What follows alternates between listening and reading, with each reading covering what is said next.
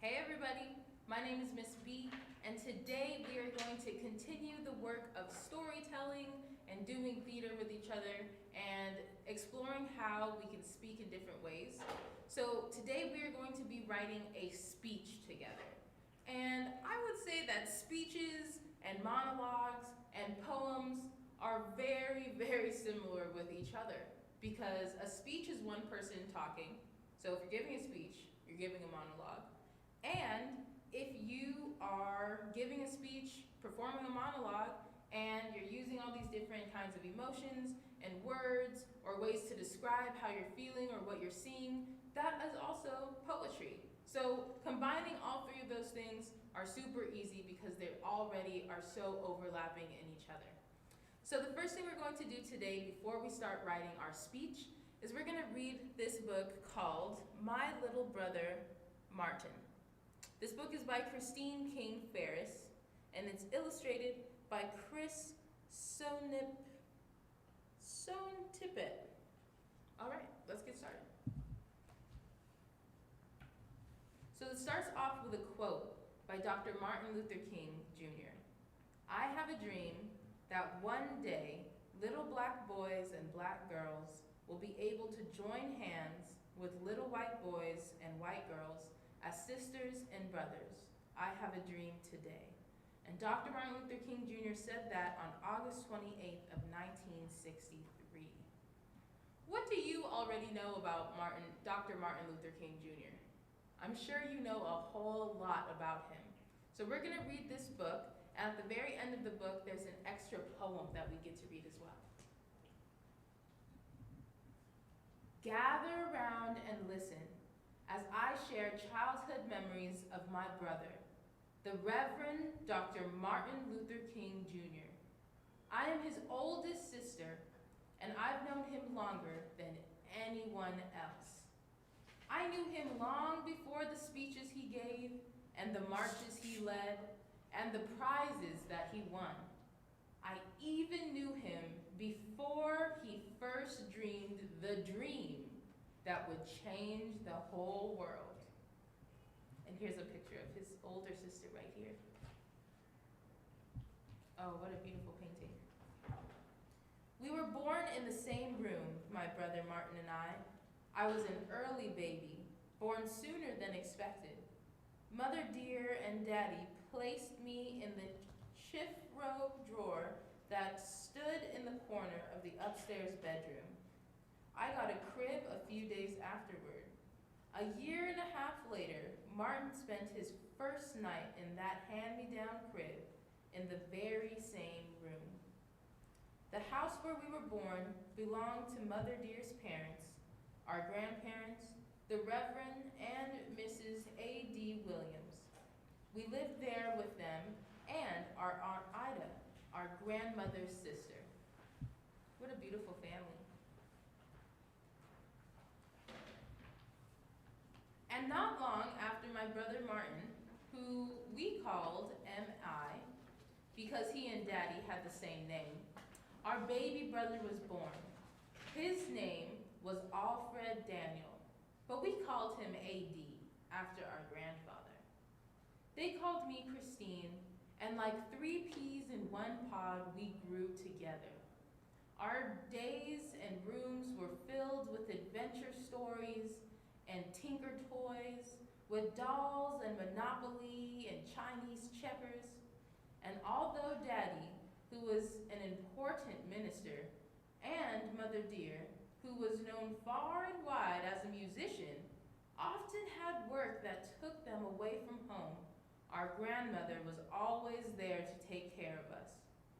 I remember days sitting at her feet as she and Aunt Ida filled us with grand memories of their childhood and read to us all about the wonderful places in the world. Here's her auntie and her grandma reading to all of them when they're children. And of course, my brothers and I had each other. We 3 stuck together like the pages in a brand new book. And being normal young children, we were almost always up to something. Our best prank involved a fur piece that belonged to our grandmother. It almost looked alive. With its tiny feet and little head and gleaming glass eyes. So every once in a while, in the waning light of the evening, we tie that fur piece to a stick and hiding behind the hedge in front of our house, we would dangle it in front of unexpecting passerbys. Boy, you could hear the screams of fright all across the neighborhood. So here you can see Martin and his older sister and brother dangling this fake fur and scaring people. So these are dead animals that they used to wear around their clothes to look really fancy. All right, maybe you wore them to church when you're going out to dinner or something. And they tied that up on a stick and scared people. Have you ever played a trick on somebody and scared them? Sometimes it's a little funny, but sometimes it's really scary. Then there was the time Mother Dear decided that her children should all learn to play the piano. I didn't mind too much, but ML and AD preferred being outside to being stuck inside with our piano teacher, Mr. Man, who would rap your knuckles with a ruler just for playing the wrong notes. Ooh. Well, one morning, ML and AD decided to loosen the legs on the piano bench so we wouldn't have to practice. We didn't tell Mr. Man, and when he sat, crash, down he went. There was Mr. Man. He tried to sit down at the piano bench, and look, the legs fell off. They're trying to hide themselves from laughing because they're ashamed, but they knew that was funny. But mostly we were good, obedient children, and ML didn't learn to play a few songs on the piano. He even went off to sing with our mother a time or two.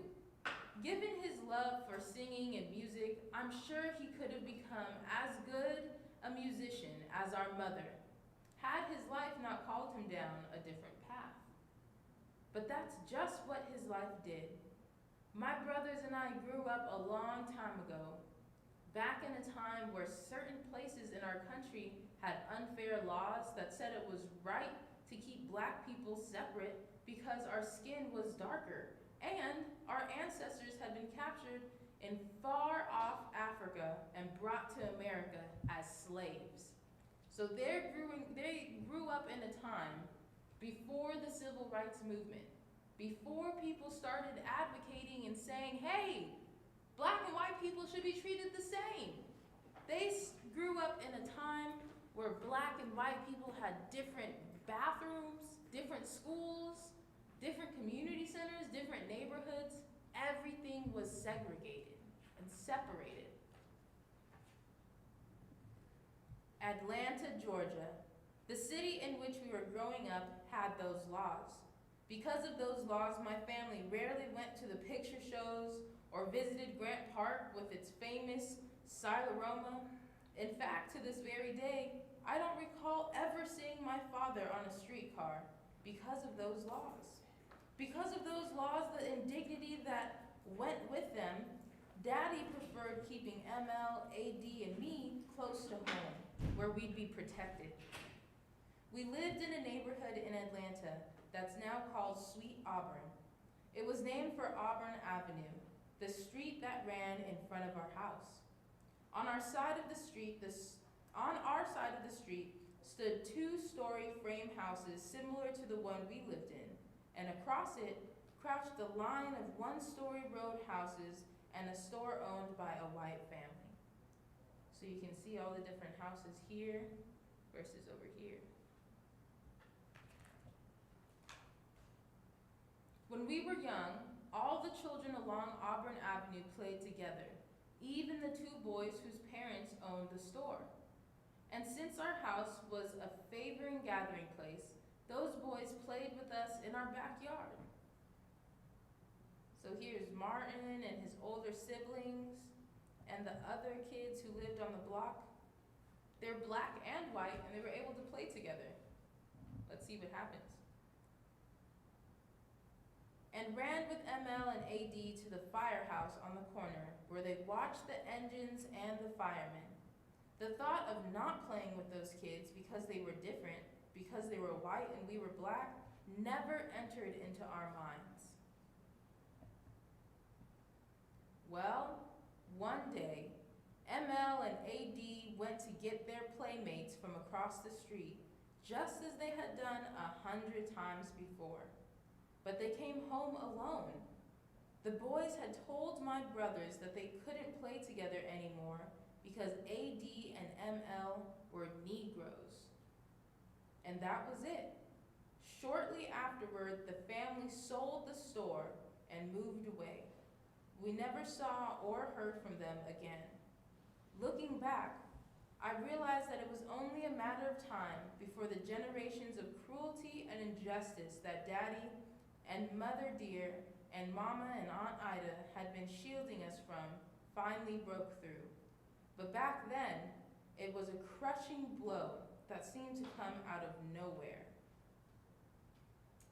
During this time, white people would call black people Negroes as a way to other them and shun them and say that you all weren't like us. So Negroes isn't a nice word to use anymore. They also used the N-word and a lot of other really nasty and ugly language because there was so much hate between these two races of people. Why do white people treat colored people so mean? ML asked Mother Dear afterward. And with me and ML and AD standing in front of her trying our best to understand, Mother Dear gave the reason behind it all. Her words explained the streetcars our family avoided and the whites only sign that kept us off the elevator at City Hall. Her words told why there were parks and museums that black people could not visit, and why some restaurants refused to serve us, and why hotels would give us rooms, and why theaters would only allow us to watch their picture shows from the balcony, but her words also gave us hope. She answered simply, because they just don't understand that everyone is the same, but someday it will be better. And my brother ML looked up into our mother's face and said the words I remember to this day. He said, Mother Dear, one day I'm going to turn this world upside down. Here's Martin Luther King Jr. as a little boy talking to his mama. In the coming years, there would be other reminders of the cruel system called segregation that sought to keep black people down. But it was Daddy who showed ML and AD and me how to speak out against hatred and bigotry and stand up for what's right. Daddy was the minister at Ebenezer Baptist Church, and after losing our playmates, when ML, AD, and I heard our father speak from his pulpit, his words held a new meaning. Here's their dad talking to the whole church. And Daddy practiced what he preached. He always stood up for himself when confronted with hatred and bigotry, and each day he shared his encounters at the dinner table. When a shoe salesman told Daddy and ML that he'd only serve them in the back of the store because they were black, Daddy took ML somewhere else to buy new shoes. Another time, a police officer pulled Daddy over and called him boy. Dad had pointed to ML sitting next to him in the car and said, "This is a boy. I am a man. And until you call me one, I will not listen to you." These stories were as nourishing as the food that was set before us. So the stories that he had, sticking up for himself, even though people around him were being really racist, made the family feel hopeful because they were fighting for what they believed in, even though everything around them did not agree with them. Years would pass, and many new lessons would be learned. There would be numerous speeches and marches and prizes. But my brother never forgot the example of our father, or the promise he had made to our mother on the day that his friends turned him away.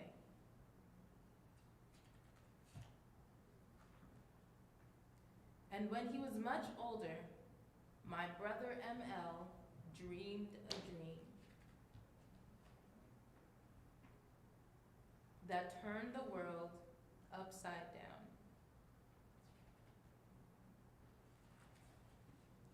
Now I'm going to read you a poem, and this poem is called You Can Be Like Martin, and it's a tribute to Dr. Martin Luther King Jr. This poem is written by Mildred D. Johnson.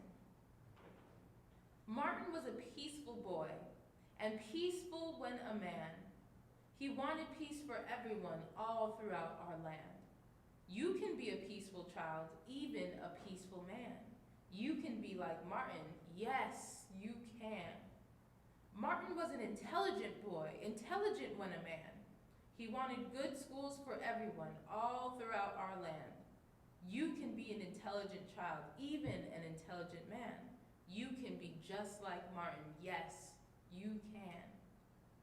Martin was a proud boy, and proud when he became a man. He tried to teach pride to Black people all throughout our land. You can be a proud child and proud when you're a man. You can be like Martin. Yes, yes you can. Martin was a reading boy, kept reading when a man. He knew good readers were needed all throughout our land. You can be a reader. Read on when you're a man. You can be like Martin. Yes, yes you can. Martin was a speaking boy. He kept speaking when a man.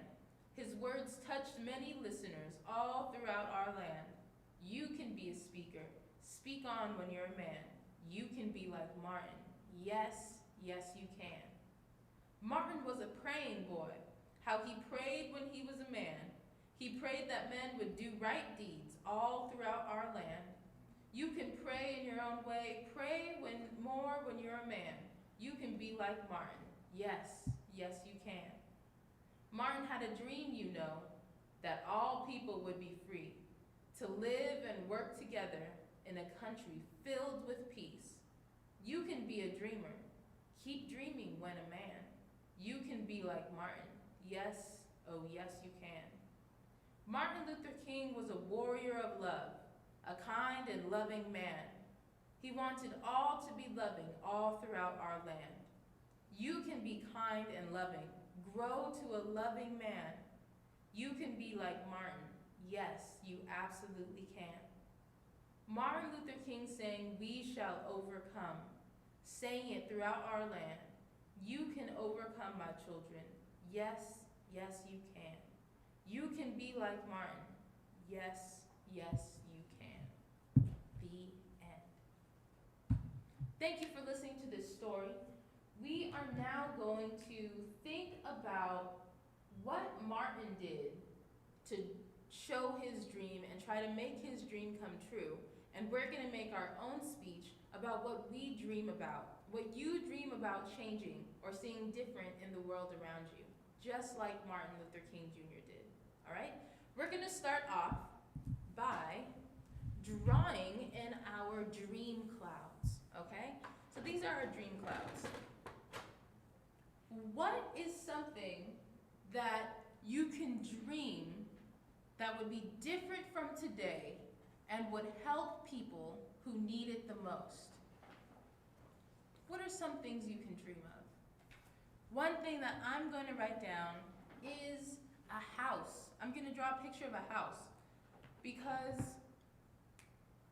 I really believe that everybody should have a house.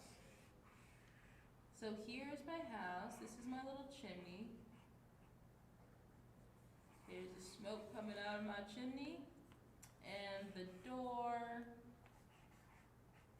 and some windows. And we'll put some grass. Perfect. So this is the house. This is the first thing that is on my list of dreams. So you at home You can take out a piece of paper and something to write with, and you can draw out your dreams along with me, okay? So this is my first dream, that everybody has their own house, okay? My second dream is going to be that everyone is able to eat food. That everyone has access to food. So I'm gonna draw a fork.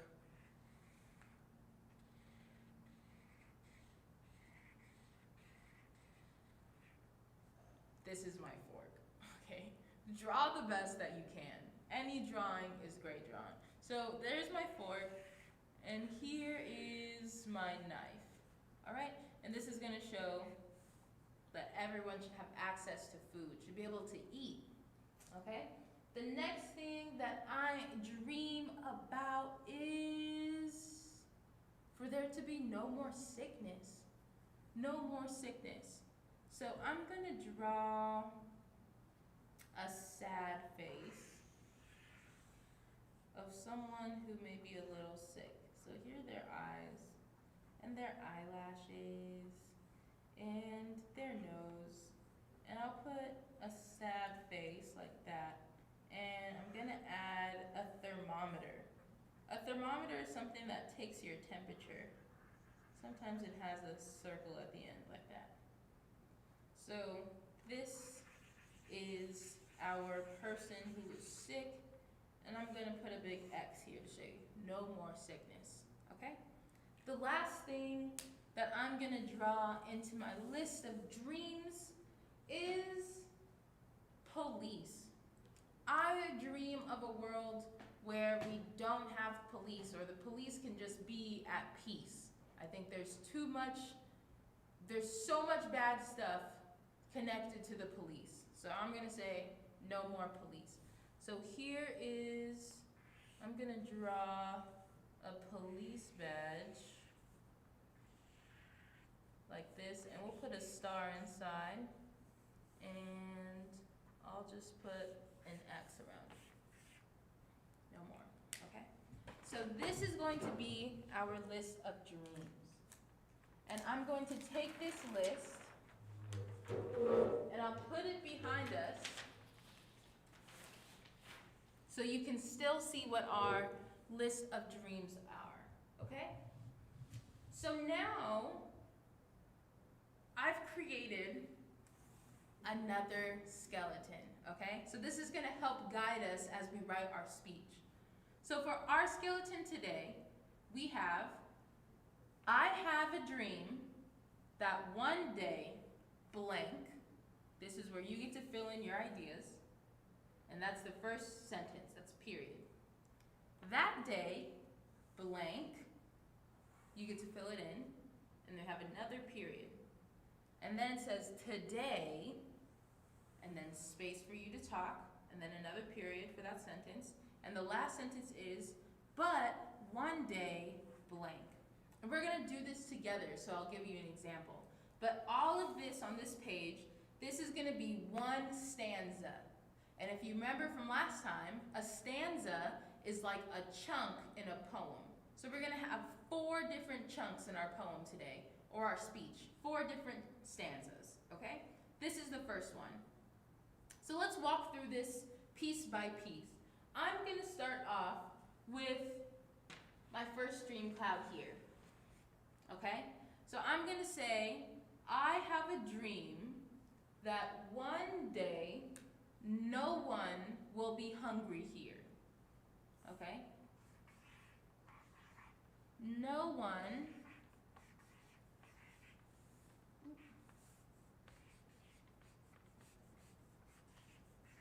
will be hungry here.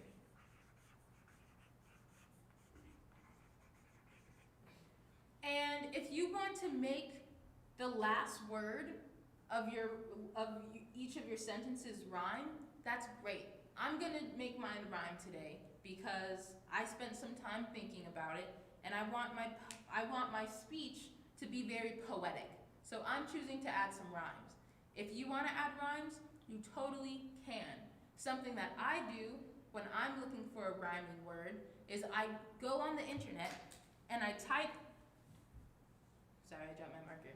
I type into Google rhyming words for blank. So for example, you could type words that rhyme with hungry, and it'll give you so many different words that rhyme with hungry, and that will help you think of which word you want to add to the end of your next sentence, okay?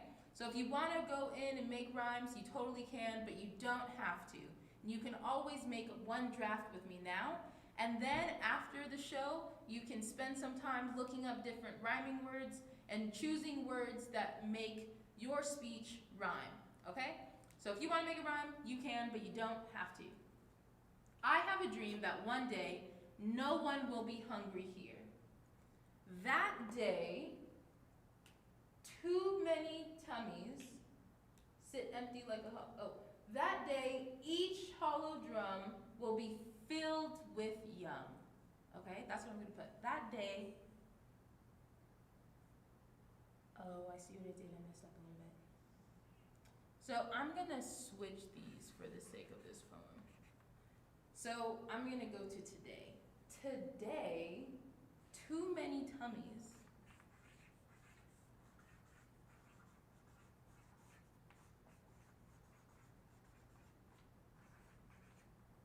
are empty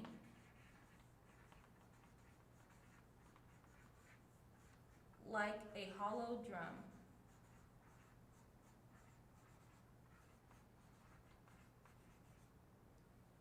So when you start with your dream, you're going to talk about what your dream will be like that day, the day that your dream comes true, and then you're going to talk about what's happening today.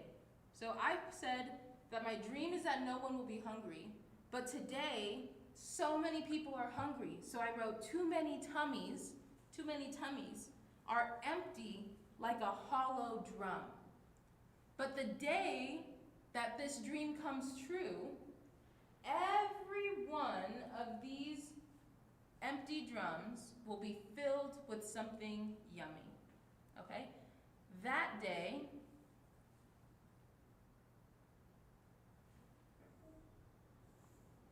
I messed this up. Okay, I made a mistake on this stanza, and that's okay, because you can mix this around as much as you want. So, I'm gonna write here that the day that no one has hunger in their tummy will be a day that the world is smiling from ear to ear. That day, everyone will smile from ear to ear.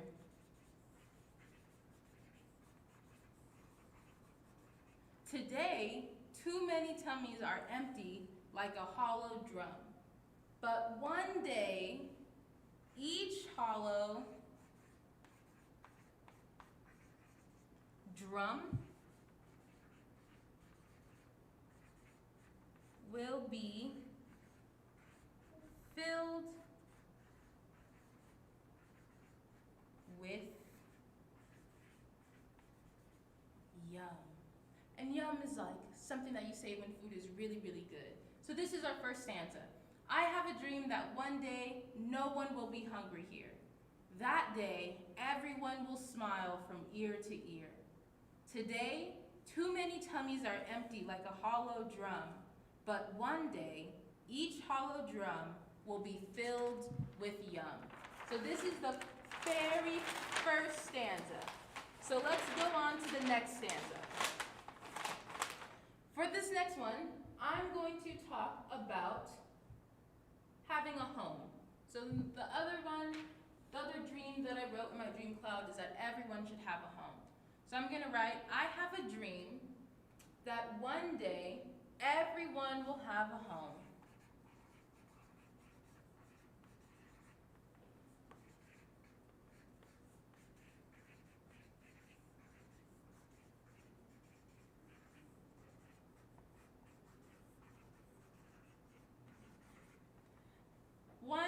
I have a dream that one day everyone will have a home with a rug.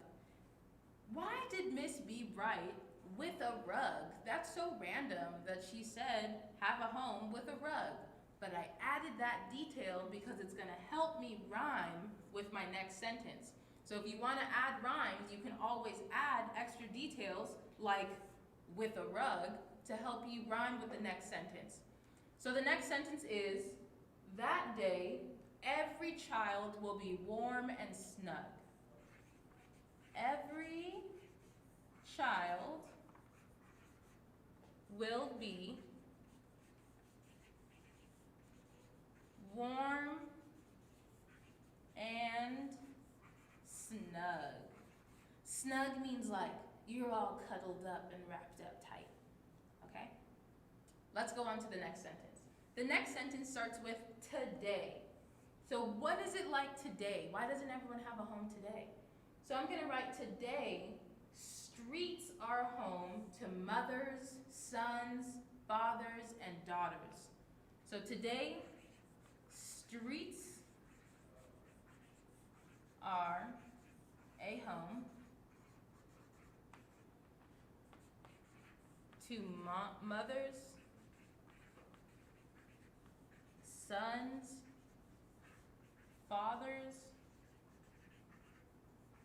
and daughters.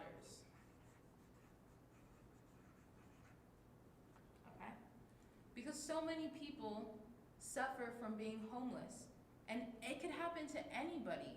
It's not only bad people that be homeless, or it's not only people that do drugs that become homeless. Anyone is at risk of becoming homeless.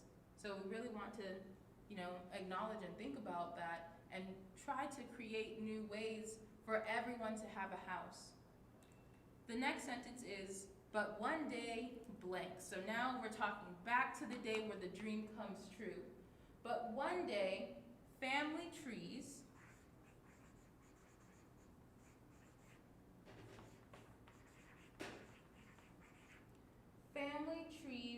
will be protected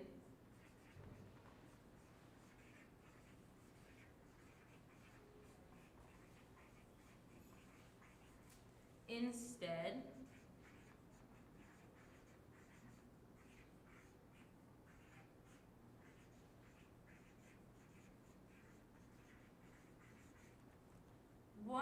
one day family trees will be protected instead of slaughtered. So that means one day we'll live in a world where we want to protect all of our families instead of let them suffer. All right, let's go on to our next stanza. And remember, if you're at home, the words in purple, this is our skeleton. So you can fill in the blank spots with whatever you want. I'm just giving you an example. And don't forget, your lines do not have to rhyme. All right, let's keep going. The next stanza, we are going to talk about sickness, okay? Oh, right here, sickness. We said we don't want anyone else to be sick. So I'm going to write, I have a dream that one day sickness will be gone and at rest. Sickness will be gone and at rest. At rest means like at peace. It's not happening anymore. Because when you're resting, you're like doing nothing, right? So I have a dream that one day sickness will be gone and at rest. That day, all of the hospital workers will finally get to undress. All of the hospital workers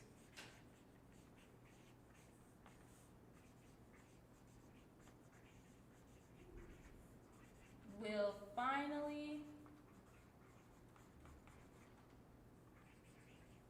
get to undress.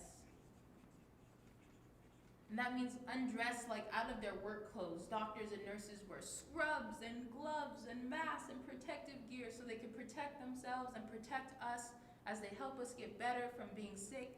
And one day, the day that sickness is gone, all of the hospital workers will finally get to undress. Let's keep going. The next line starts with today. What is happening today with sickness? Today, fear and anxiety flow all around us like water. Today, fear and anxiety flow all around us like water.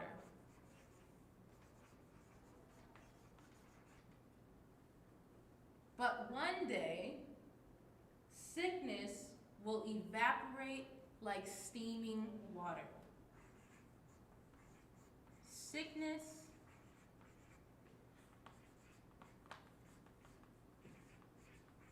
will evaporate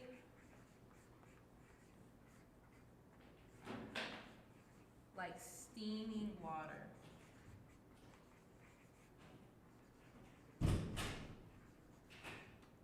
All right, do you remember how many stanzas I said we were going to do today? That's right, 4. That means we're on our last one. So I'm going to flip this over, and for our last stanza, we are going to talk about policing, okay? So my dream, I have a dream that one day police will be at peace.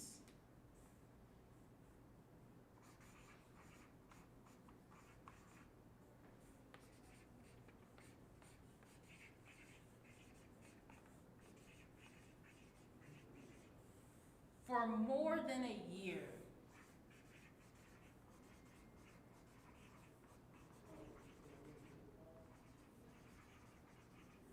For more than a year. That day, black bodies will walk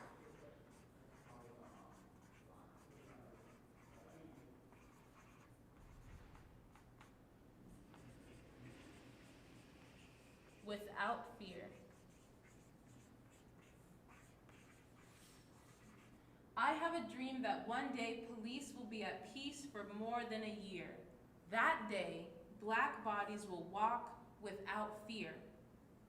Today, our people are falling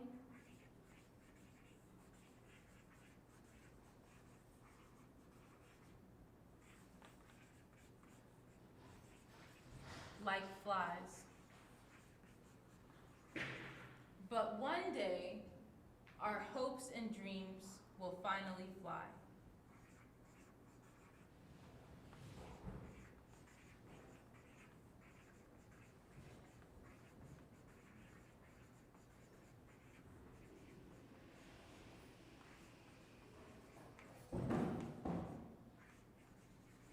Will finally fly. Awesome.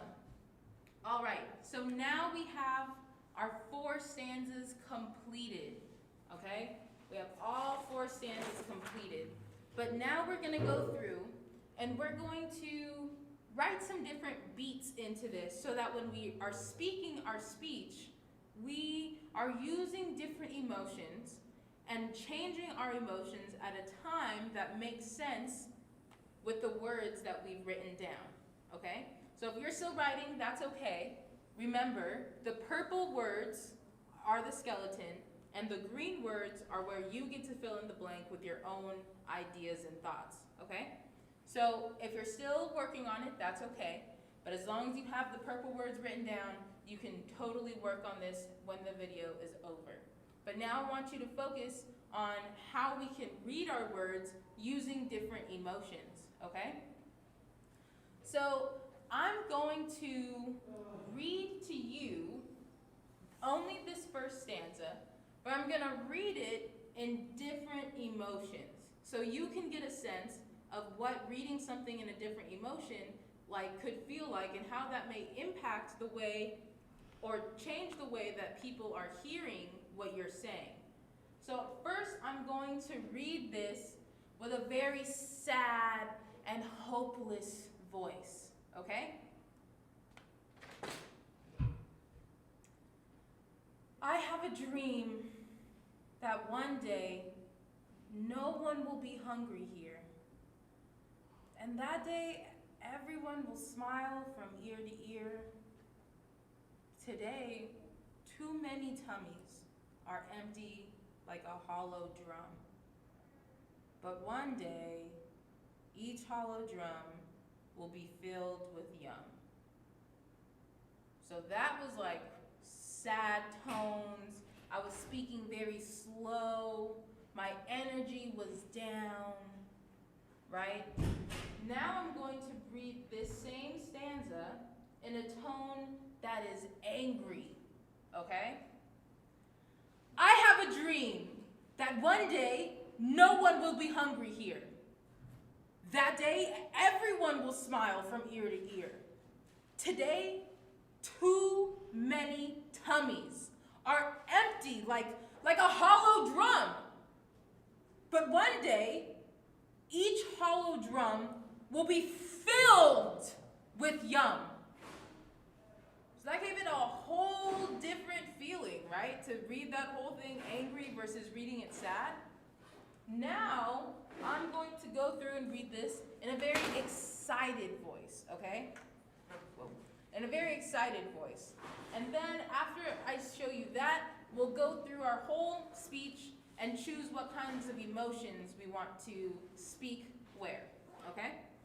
So now I'm going to read this in an excited way. I have a dream that one day no one will be hungry here.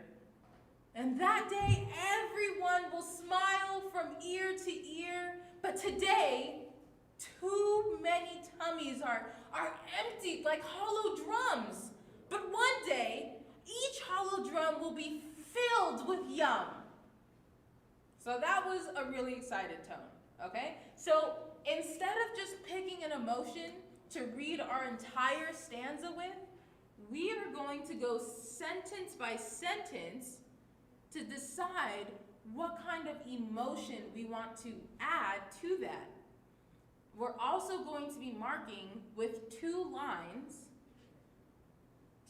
like this, to show where we are making a beat change in our speech. And when you make a beat change, that means that you're changing the emotion that you're using when you're speaking, okay? Let's get started. The first sentence is, I have a dream that one day no one will be hungry here. I have a dream that one day no one will be hungry here.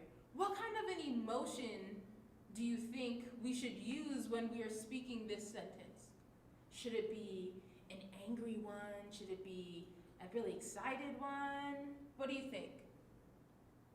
I have a dream that one day no one will be hungry here. Those are all great ideas. I'm gonna go with pride. So I'm gonna write pride here. And prideful is kind of like big and brave and proud, okay? I would say that how Dr. Martin Luther King Jr. read his I Have a Dream speech has a lot of pride in it because he feels like powerful and courageous to say the things that he's saying. Let's keep going.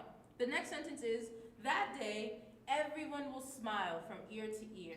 Do we want to keep this emotion of being prideful, or do you think we can do a beat change for this sentence? Totally. You could do either one. For us, I'm going to add a beat change here, and I'm going to write in that when I say this, I want to be super happy. And I'm just going to add a happy face as a note to myself. So if you want to draw a picture instead of write a word, that is okay. Let's keep going. Today, too many tummies are empty like a hollow drum. What kind of an emotion could we use for that sentence? Totally. I think for this sentence, I'm going to choose to do another beat change because I don't want to say this in a happy voice. And I think I'll put a sad face because this is sad. Hollow drum, tummies, so sad. The last sentence is, but one day, each hollow drum will be filled with yum. And I'm going to choose to make this one also, actually, I'm going to leave it. So I'm going to read this sentence about hollow drums in a sad tone and this last sentence with this sad tone. So let's go on to the next part of our stanza.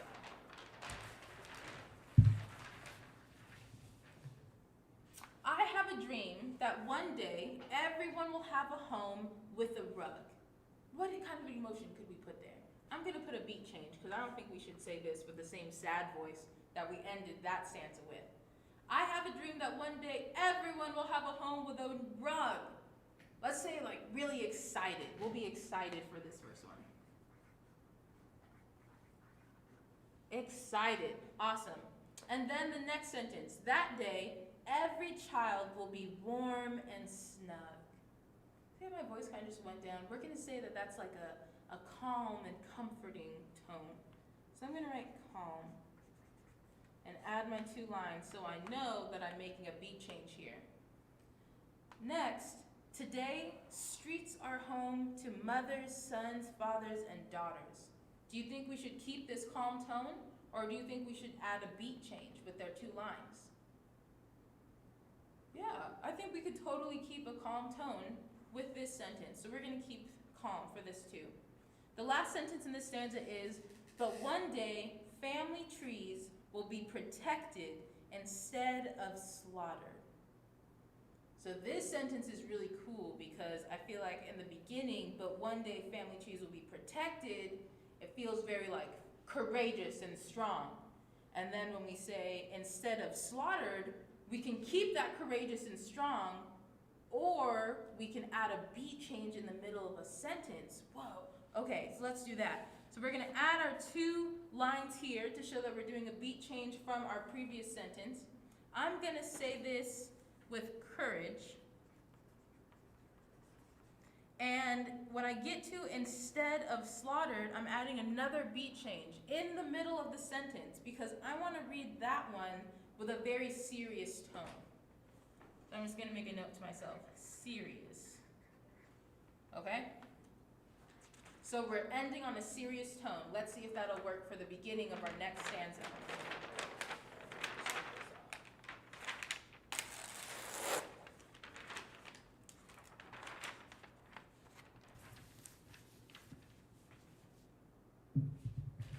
All right, so our next stanza begins with the sentence, I have a dream that one day sickness will be gone and at rest. Do we want to keep that serious tone? Yeah, you want to keep it? Let's keep it. So I'm just going to add a little note, serious. Just so I can remember that it's the same as our last sentence from the last stanza, okay? So we're going to keep this serious tone, this tone. I did not put 2 lines because this tone is not different from the tone that happened right before. Let's go to the next sentence. That day, all of the hospital workers will finally get to undress. What kind of an emotion can we use there? I'm going to say let's change it. So I'm adding my break, my beat, and I'm going to say that day, all of the hospital workers will finally get to undress. How should I say that? Maybe like an excited, like uplifting tone, more upbeat. So I'm gonna add a happy face, a mega happy face that's like, ah, because we want our hospital workers to take a rest, okay? So the next sentence, today, fear and anxiety flow all around us like water. That's not a very happy tone. So let's add another break here. What kind of tone should we say this in? Fear and anxiety flow around us like water. Maybe kind of sad. Yeah, sad face. But one day, sickness will evaporate like steaming water. Do you think that's a sad sentence? It could be read in a sad voice, but I'm gonna add a change, okay? So we're gonna add a change there, and instead of saying this sentence sad, we're gonna say it with hope. All right, very nice. Now we're on to our last stanza. Last but definitely not least, the last tone we left off on was hopeful. The first sentence of our last stanza is, I have a dream that one day police will be at peace for more than a year. I think we can keep that hopeful energy. So I'm going to write hope to remind myself that that is how we are going to read this sentence. We're going to keep that hopeful tone. The next sentence is, that day, black bodies will walk without fear. What kind of energy should we say this with?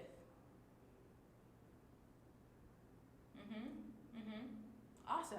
So I'm gonna add a break and just add another mega happy face. So that's our time to be like, yes, without fear, okay? So for the next sentence, today our people are falling like flies. That's definitely a big beat change, right? So we're gonna change this, and instead of saying it in our happy voice, we're gonna say this with a serious tone. And our very last sentence, but one day, our hopes and dreams will finally fly. We're gonna say this, I think we should keep this hopeful tone, this serious tone, but add some hope. So I'm gonna write hope down here in our 2 lines, so we know that we're changing for that too. All right, awesome, very good. Thank you for keeping up with me. So you can do this with your speech at home. You can add beats in with these 2 lines to show when you want to change an emotion, and you can add a different emotion to every sentence that you're saying. You could also, like we did in our second stanza, add a beat change in the middle of a sentence. So the first part of the sentence can be one way, and the second part of the sentence can be a completely different way, okay? So now, before we wrap up, I'm going to read our speech to you using all of our different emotions so you can see all of that in action, okay? And I really hope that you will send me a video of you performing your speech at home so I can see the amazing work that y'all have been doing, okay? Let's get started. I have a dream that one day no one will be hungry here. That day, everyone will smile from ear to ear. Today, too many tummies are empty like a hollow drum. But one day, each hollow drum will be filled with yum. I have a dream that one day everyone will have a home with a rug. And that day, every child will be warm and snug. Today, streets are a home to mothers, sons, fathers, and daughters. But one day, family trees will be protected instead of slaughtered. I have a dream that one day sickness will be gone and at rest.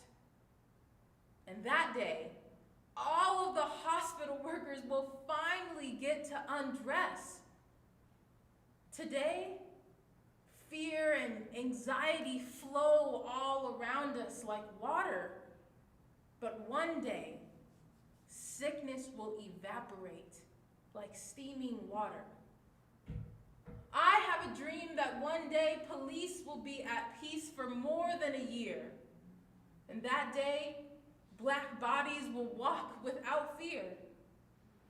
Today, our people are falling like flies. But one day, our hopes and dreams will finally fly.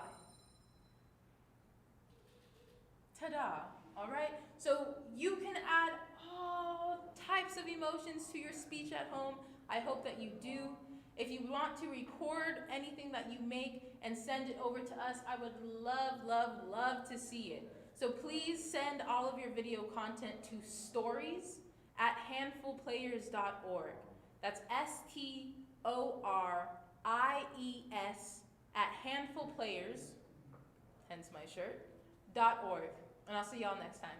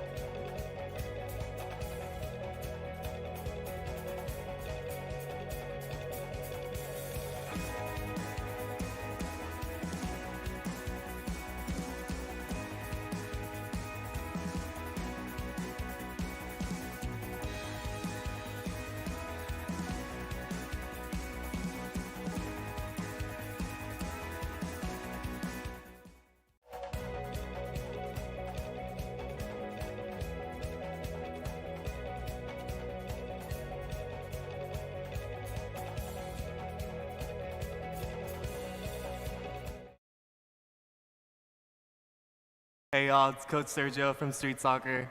Coach Rado's on his way currently. He's running a little bit late, but we're gonna get started and we're gonna do the usual. I don't have a clock or watch on me, so we're gonna count the warm up usually. So we're gonna start off with high knees for 30 seconds, actually 40 seconds, since we're upping it up a little bit every time each week. And so, yeah, we're gonna do high knees first, then butt kickers, then open the gate, close the gate, and then I don't have a ball on me currently. I could use a basketball if anything. And we're gonna do the regular warm-ups. Sure. High knees for 40 seconds, starting now. 1, 2, 3, 4, 5, 6, 7, 8, 9, 10. Make sure you keep your arms straight at all times and try to get your knees to hit the palms of your hands. Let's see. 19, 20, 21, 22, 23, 24, 25, 26, 27, 28, 29, 30, 31, 32, 33, 34, 35, 36, 37, 38, 39, and 40. All right. Now, let's move on for 40 seconds. All right. Make sure you keep your palm behind your bottom and get your heels to your knees. The palms of your hands. Sorry. So, butt kickers for 40 seconds starting now. 1, 2, 3, 4, 5, 6, 7, 8, 9, 10, 11, 12, 13, 14, 15. Make sure you're getting your heels all the way up and try to kick the palms of your hands. 25, 26, 27, 28, 29, 30, 31, 32, 33, 34, 35, 36, 37, 38, 39, and 40. All right, now we're gonna open the gate. So basically, you're gonna get your leg and open the gate like that. So you're gonna bring your whole leg outside, and we're gonna do 10 on each one. So, 10 for each leg, sorry.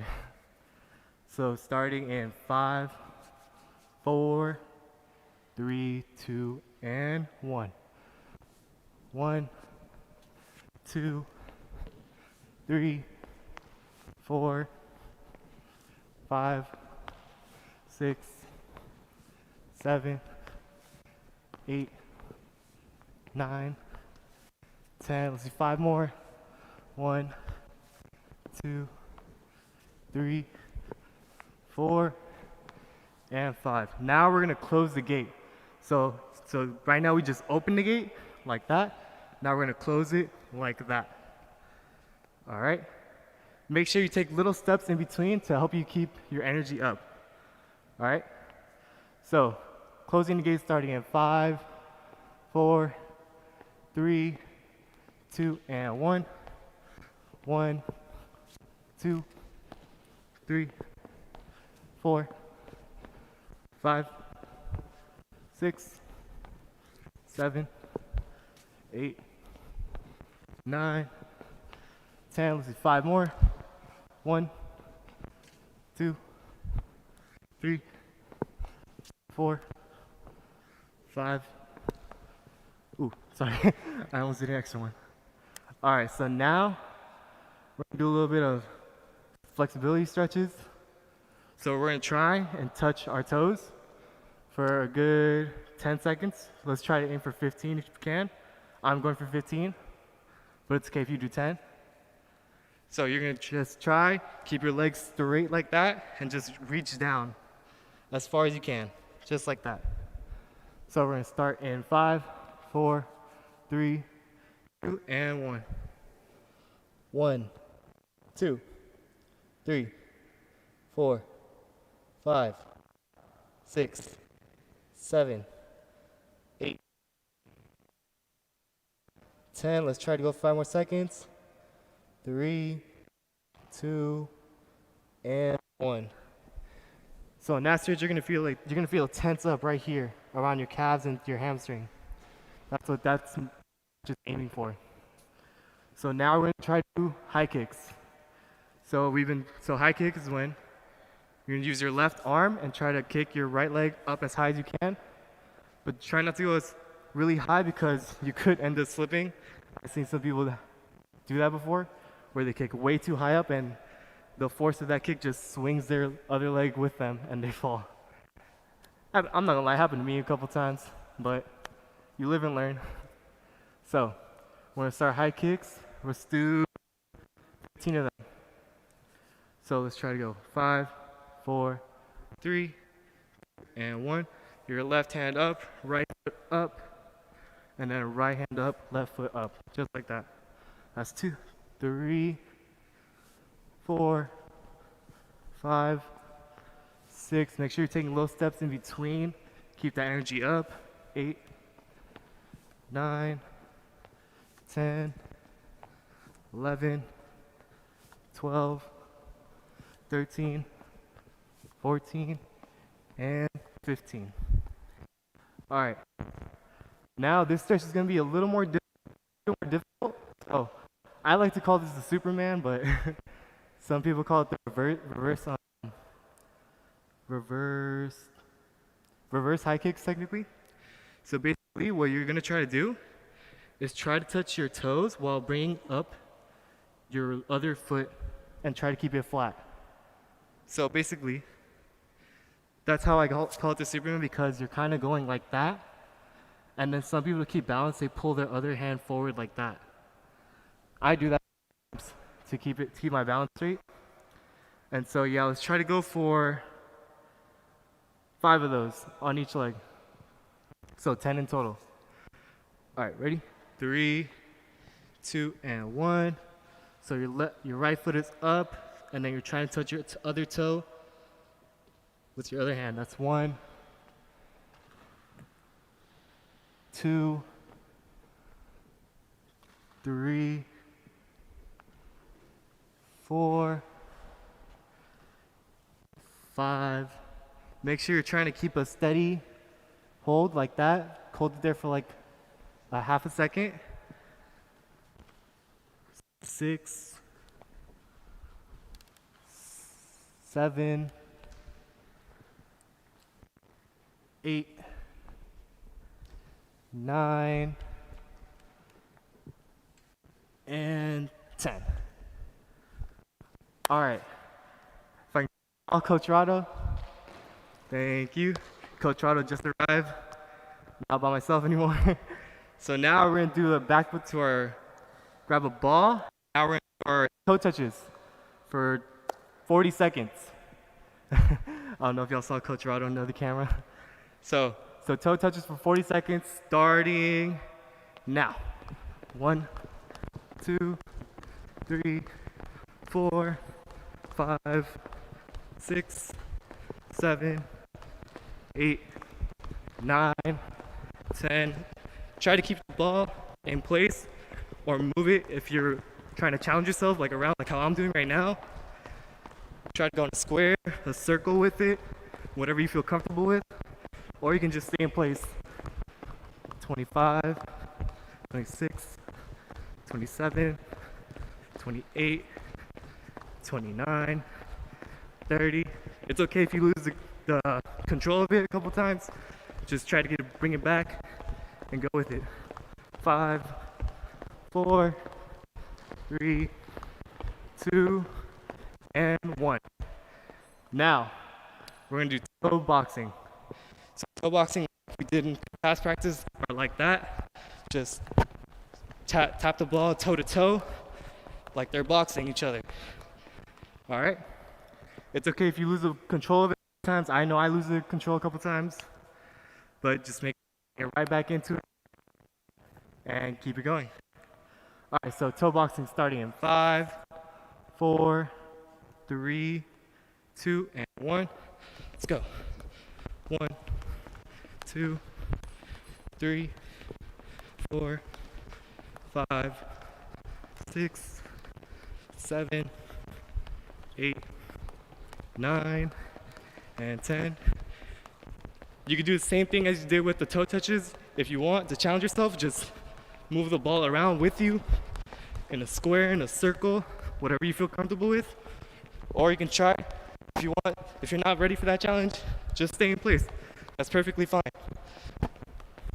But just make sure you keep control of it. 25, 26, 27, 28, 29, 30. If you want, make sure to, another challenge is to look up while you're doing it and try to keep control of it. Because sometimes in the game, you're always like moving around in the game and you're trying to figure out where the ball is. Let's go for 5 more seconds. 5, 4, 3, 2, and 1.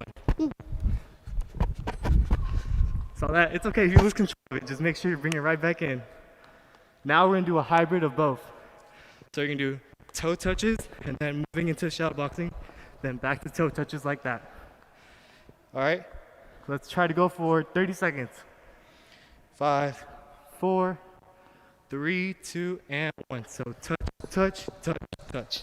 Toe, toe, tap, tap. Toe, toe, tap, tap.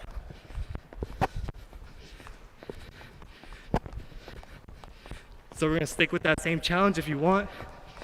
Try to move around even though it's gonna be really difficult. But it's okay if you lose control, just bring it right back in. 15, 16, 17, 18, 19, 20, 21, 22. Try to look up as you do it sometimes. Just make sure that you can try to challenge yourself. 5, 4, 3, 2, and 1. Now, let's see. Now I know it's a long exercise time. How about we take a quick water break and then we'll jump right back in.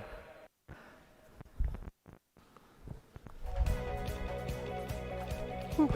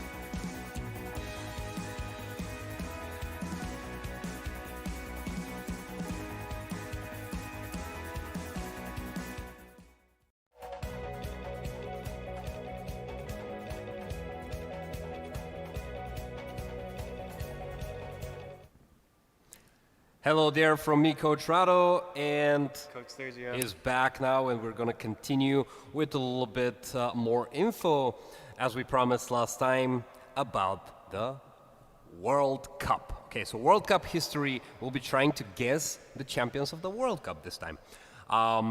So for that purpose, we're just going to pull out our phones again, and we're going to play that game for a little bit. Okay, so we're going to alternate, going to switch things around. We're going to be guessing, say, 4, and then we're going to play a 1v1 game, okay? A very quick one. And then we're going to get back to guessing. Okay, so I have loaded here my FIFA World Cup Wikipedia. You can probably see that, right? So, and here we have all the years that we're going to be picking from. Okay, so I'll be clicking on the year, and then Coach Sergio will have to guess, and then he'll be clicking on the year, getting all the information. I'll have to guess. So, who goes first? Let's play rock, paper, scissors, right? Rock, paper, scissors, shoot. Okay, so I go first. Now, according to Wikipedia, the first World Cup took place in 1930. Why did I always think that it was 1932? Anyway, don't peek. The host country was Uruguay. Okay, and there were 13 countries that took participation in that first World Cup edition. We have commented on that on our first week. We're like briefly bouncing around the potential winners and all these little topics, but now we're just going to be going a little more deeper in detail. So, 1930, host country Uruguay. Who do you think the champion is? If I remember correctly, the first World Cup champion was Uruguay. True. The first World Cup champion is indeed Uruguay, and runners-up were Argentina. Third place was the United States, and fourth place was Yugoslavia at the time. Okay, so there were a total of 18 matches played and 13 countries as mentioned. Okay, so moving on, I'm escaping this and moving on to 1934, where Coach Sergio will question me and I will try to answer the correct answer, but I do not know who the World Cup champion was back then. Yep, I don't. Okay, so. Okay, so in 1934, the World Cup, the host country was Italy, and there were 16 teams in total. Who was the champion? Okay, so as far as I remember, we had Uruguay that won it twice. Argentina about 3 times, Italy about 3 times, yeah, Germany 4 times or something, and Brazil 5 times, yeah, something like that. France twice. But I know that France did not win it until way later for the first time, so my assumption would be that the winner was the host country, Italy? Yeah. Yes! All right, I got that right. Italy was the champion. The runner-ups were Czechoslovakia. Third place was Germany. And fourth place was Austria. Austria, strong nation back then, huh? Okay, well now we're moving on to 1938, where I'm gonna click it right here and I already know the information. You can do this alongside with us. So if you're watching, pull out the information and watch how we are progressing and guessing. So the host country of 1938 edition is France. Okay, now, who's the champion? So, like you mentioned, France doesn't win the World Cup till later on, so I'm knocking them out. And I know Brazil wins it a little bit later on. And Uruguay, I know they won it twice, really early on. So my first guess is gonna have to be Uruguay. Nope, it's not Uruguay. Although, should I give you a hint or save it for later? Let's go with the hint. Okay, let's go with a hint. It's a Yeah, we spoke about that last time. Let's see if you guys recall that, and let's see if Coach Sergio recalls that. It's a very, kind of like pure-hearted, emotional host rival. Who was the host country again? France. France. A strong rival against France. I'm gonna have to say England. It's not England.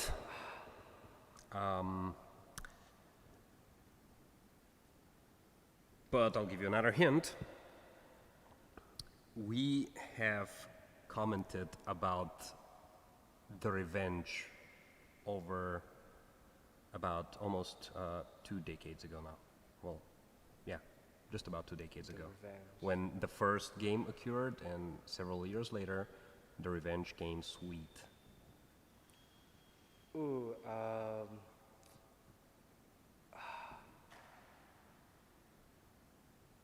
ooh, that's a tough one. We're talking about 2 decades ago, in decades a ago. frame of not this past decade, 2010-20, but the decade before. So the 2000s. I'm gonna have to guess Brazil. Nope, it's not Brazil. That is indeed a great rivalry where you have Brazil and France, but it's the second consecutive title for Italy. Oh, okay. Okay, what I was referring to was Euro 2000 and then the later on World Cup, which we'll get eventually to later when we are progressing this program that we're doing with the World Cups. So yes, Italy. That was their second consecutive World Cup title. Okay, and was that the third one? Okay, one more, and then we're moving on to a little 1v1 game. Okay. That was in 1938, correct? So we just finished 1938, yes. So there was a big gap in between the 1938 and then the next World Cup, which is in 1950, due to World War II back then. So there was a big break in between because of the war, and there wasn't a World Cup until 1950. So in 1950, the host country was Brazil. Who do you think was the champion? Okay, well, considering that, after the war it was very harsh for all these countries to kind of like recover, Latin America was not as much affected, so that kind of like gives me kind of like the conclusion that why the World Cup held place there. But I don't think that Brazil won that year. I would have to bet on the second Uruguay's title. Is it them? Yes. Okay. Uruguay were the champions in 1950, and the runner-ups were Brazil. That must have been hard. And then third place was Sweden, and fourth place was Spain. So Sweden were pretty strong back then. I noticed that they were also in the top 4 in the last edition. I mean, the 38 edition. 12 years difference, but still, like if they have preserved at least a few players from that generation, that was probably nice. Okay, so far we have Uruguay? Italy. I think I forgot. Italy, was it Italy again? and Uruguay. Okay, so far we can knock out the 2 and only Uruguay champion cups. So we can scratch them off of our list. We can remember now easily that they won it in the first edition and the fourth edition, and the second and third edition were won by Italy. Okay, I hope we can memorize that in the long term whenever we have to tell these stories to, our kids or grandkids or nephews or whatever. Okay, so now we're gonna take a little break from guessing, and we are going to play the exams game. Okay, I don't know if we show you this game before, but I'm gonna briefly explain it to Coach Sergio, although he might recall it from previous times. But yeah, we are going to move on to the soccer exams game. So I'm gonna place my phone down here, or up here. Okay, and then I'm gonna grab this ball. So, Coach Sergio, do you recall playing the soccer exams game? It does sound familiar, but can you remind me? Okay, so the soccer exams game involves a lot of juggling. Okay, so we will have to complete 10 feet juggles. Oops, that was a very poor touch. And then we're going to have to complete 10 knee juggles, right? And then 10 palm juggles, and then 10 fist juggles, and then 10 header juggles. Now the thing is that 1 is not a count. So if you do 1 and then you drop the ball, you have to start over. Okay, so this does not count. Then if you do 1, 2, and then you drop it, what happens is next time your turn comes, which is like for each mistake, we are switching turns, right? If I do 2, now it's your turn. Then it's my turn and I continue from 2, so I can go 3, 4, 5, etc. But then if I drop it at 8, 9, I have to go back to 0. Okay, not completely, but back to the 0 of the current level that I'm at. So if I do this and I drop it at 9, I have to start over from 0 palms. Now, does that make sense? Yeah, kind of. So 1 is not a count. We have to start over. 9 sends you back to 0 of the current level. And also, wherever you drop it, though, you continue from that number on the next turn that you take. Okay. So let's take rock, paper, scissors to who starts first again. Wait, question. Yes. Say I had how I did my 10. Do I have to transition straight from the juggle to my knee? No. Okay, No. so you don't have to transition straight to your knee, but also another thing that I probably should have mentioned is you cannot implement any other touches aside from feet if you're doing feet. You cannot implement foot if you're doing only knees. You cannot implement a fist if you're doing palms, and you cannot implement a knee if you're doing fists, for instance, right? So if you're doing feet, you're doing only feet. If you're doing knees, you're doing only knees. It doesn't matter whether it's right or left, as long as you keep it to that particular, what do you say, like part of your body. Okay, cool. So, rock, paper, scissors, shoot. Rock, paper, scissors, shoot. Rock, paper, scissors, shoot. Okay, so I begin. Okay, I'm gonna try to get this to stand on my head without dropping it. So, okay, actually, you know what? I can use just this little space. Maybe we can do it as an additional challenge, right? I can use this square and Coach Sergio can use this square. If you go out of the square, boom, we gotta start over. Additional challenge. Okay, this is not part of the original rules, but that's what we're gonna do. Okay, so I start. I have to perform 10 of those. So 1, 2, 3, 4, 5, 6, 7. All right, and I dropped it at 7. So Coach Sergio, go, your turn. 1, 2, 3, 4, 5, 6, 7, 8, 9. Oh, you dropped it at 9, so you gotta go back to 0 next time. I'm at 7. If I do 2, I also gotta go back. But if I do 3, I'm safe to proceed. 8, 9, and 10. Okay, so I am safe to proceed to knees. Okay, so I continue since I finished that successfully. Okay, so we go 1, 2, 3, 4. Okay, I was gonna go out, so 4 knees. Coach Sergio continues from 0 feet. So 3 feet for Coach Sergio. And I'm at, what is it, 4 knees? Okay. 5, 6, 7, 8, 9, and 10. Okay, good. Now I proceed again to palms. 1, 2, 3, 4, 5, 6, 7, 8, 9, 10. Those are kind of easy. And then we go to fists. 1, 2, 3, 4, 5. Ooh! Okay, well, I messed up at, what is it, 4? Yeah. I'm at 4 fists. Coach Sergio, 3 feet? Yeah, 3. Okay, good. You're proceeding to knees. Okay, 3 knees. 4, 4 fists. 5, 6, 7, 8, 9, 10. Okay. Headers. 1, 2, 3, 4, 5, 6, 7. 7 headers, and Coach Sergio goes on for 4 knees. yep 5, 6, 7, 8. And I was at 7 headers. Yeah. Okay. 1, 2. Okay, that was 9, so I got to go back to 0 headers. 9, 10. Good. Palms. Okay, fists. 1, 2, 3, 4, 5, 6, 7, 8, 9, 10. Okay, great. One reminder, it does not matter whether you do the fists up like this, do them like this, or do them like this, or do them like this if you want. That's very hard. But it doesn't matter how you do them as long as it's a fist. Okay?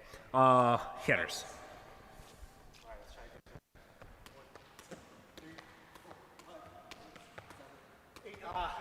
Okay, it's better to drop it at 8 rather than at 10. Oh, at 9, I mean. Okay, so I'm back at 0 headers, right? All right, let's see if I can complete those 10. 6, so you're at 8. Okay, good. And now, your next task is to complete the small exam. Now, do you remember what a small exam is? No, can you remind Okay. The small exam involves a foot, knee, palm, fist, and a header in a consecutive order. Okay? Okay. One touch. Okay, let's start right there. One is not a count. What does it count? One doesn't count. Okay, so that was chest. So that was a misorder. I was at 6 headers. 7, 8, 9, 10. Okay. Now, small exam for me. Oh, I love that. Okay. Now, before we proceed to the big exam, we will exchange turns. Okay. Try to bring it back. Now I will attempt my big exam, which is foot, knee, palm, fist, header, header, fist, palm, knee, foot. So up and back. Okay, so here we go.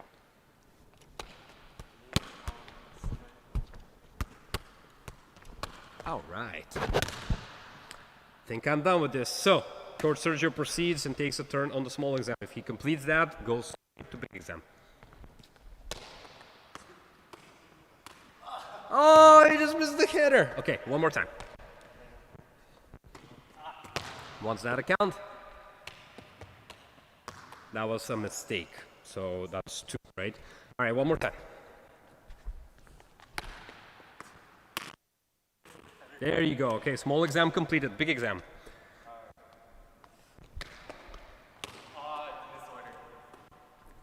Again.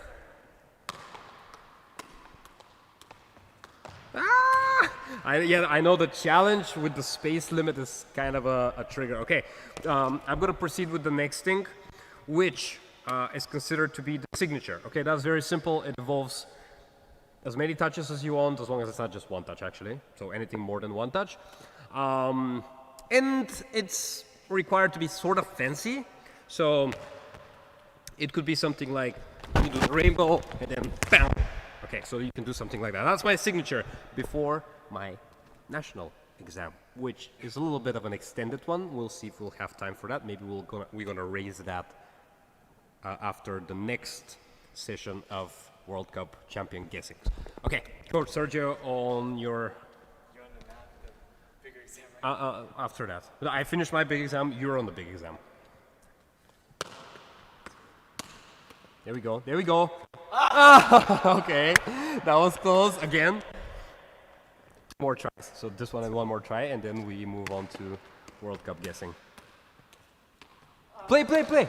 Play it.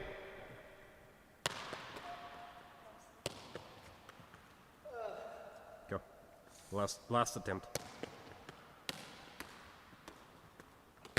Okay, so that was a good attempt. What we're going to do now is we're proceeding to World Cup champions guessing again, and we're going to just move a little bit forward over here, and I'm going to pull out my phone again. Now, Coach Sergio, was that a challenge for you? Yeah, it was. Okay.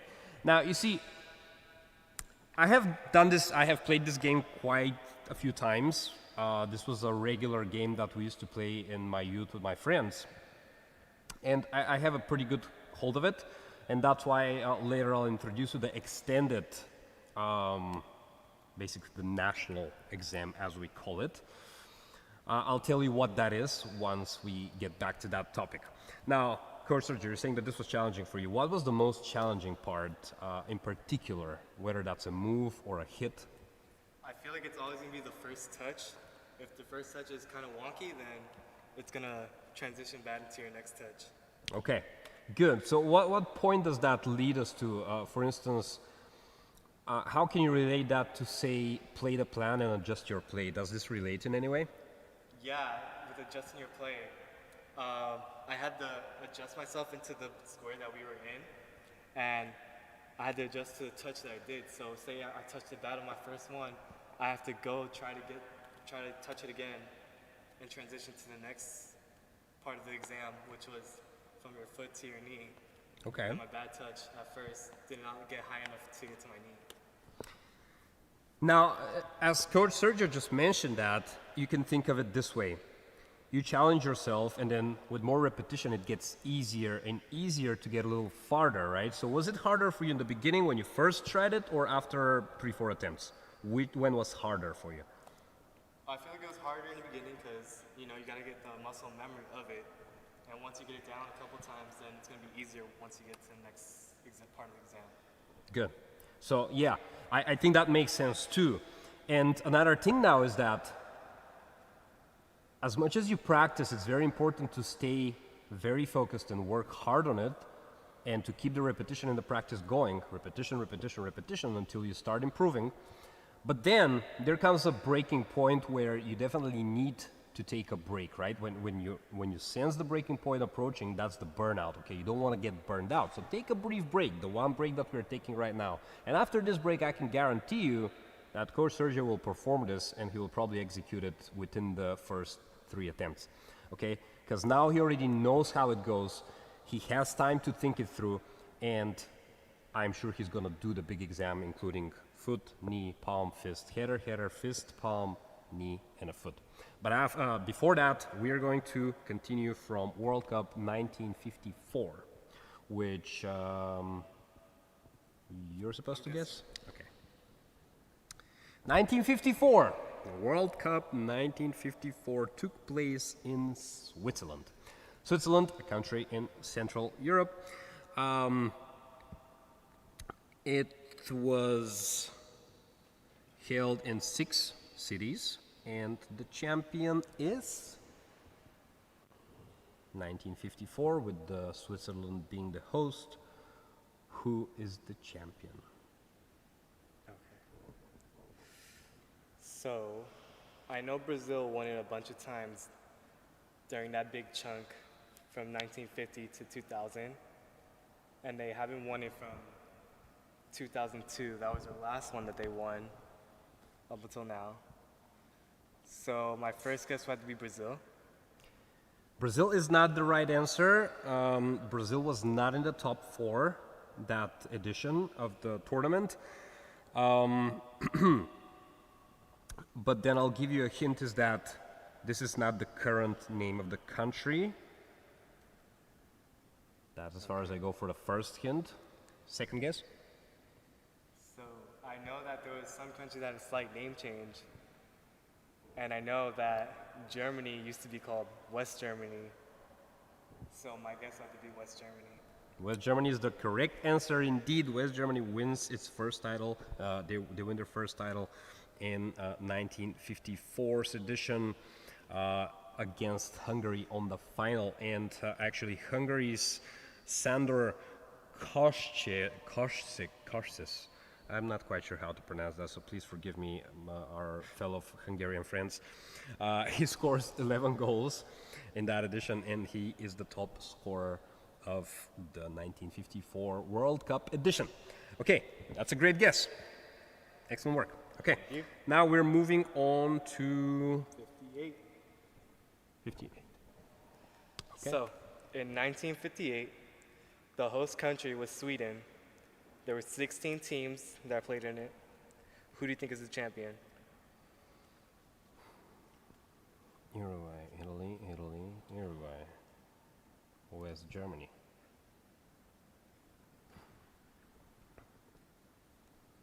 If Germany wins it later on again, they win it kind of like a couple of times in between, and they have 4 titles. I think they win those additional 3 titles later on, right? So that I would assume is kind of like in the 20s, basically between the 80s and 90s. and I know for a fact that there is one in the recent, in this decade, this current decade, well, past decade now, because it's 2020. So, I would go for,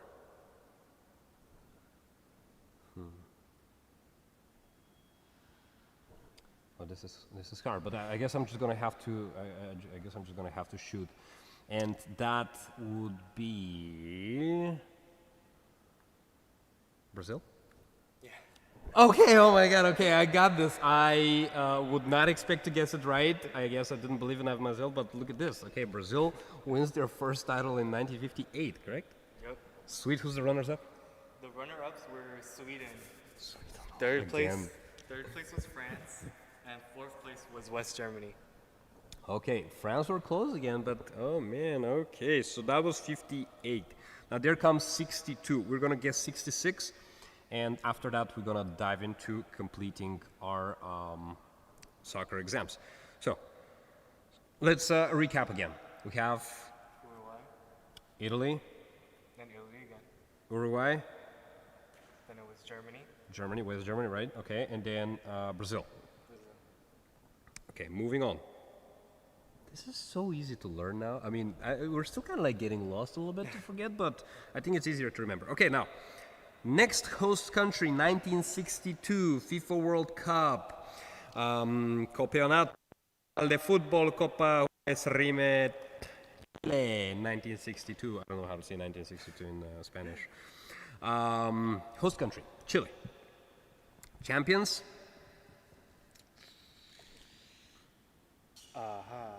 So I can knock Uruguay off. I can knock Italy off because I know they won it later on.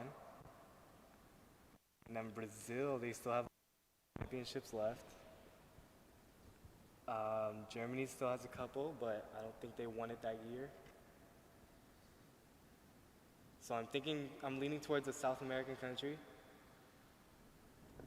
My first guess is gonna have to be Brazil because they did win it a couple more times, but I'm not sure what years.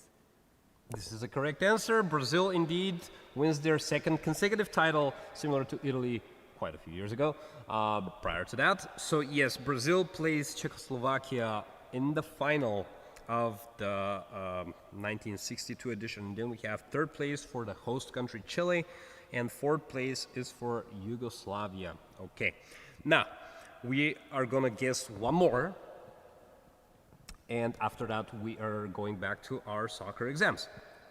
So I'm gonna return here, and Coach Sergio is about to ask me the next question with a couple of introduction hints. So go ahead. So in 1966, the host country was England, and 16 teams played that World Cup. Who do you think is the champion? Now, I have one very good friend, a very good friend from my childhood. His name is Ivan, or Ivan Georgiev. He was a soccer, like, obsessed, like a very, very, intelligent individual. So yes, he was also very into Manchester United. He loved Manchester United, definitely his favorite team. His favorite player was Paul Scholes. I don't know about currently, but from him I remember, because he was a huge fan of the English football, I would guess that the World Cup champion was 1966, if I remember correctly from what he told me back then. Is that correct? Was England? Was it England? Yeah, it was England. Sweet. England won their first title in 1966, and they played against West Germany. Okay. And in third place was Portugal, and then fourth place was the Soviet Union.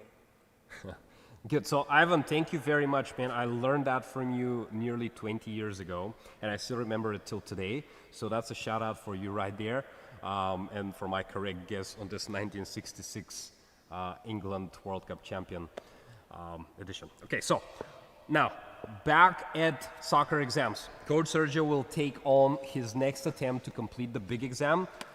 So let's give that a shot. He is limited in his space. So he only has this little square where he has to complete it. And right now I can tell you that he's focusing on his goal And let's see what he has for us, okay? No pressure, Coach Sergio, but take it away. Foot, knee, palm, this, palm, knee, foot. Okay, let's try to get down. One is not a count, so this does not The first turn. include the 3 attempts. First attempt. Oh wait, I switched them. Okay, let's go. Oh, sorry about that. That's good. All right, let's go, let's go.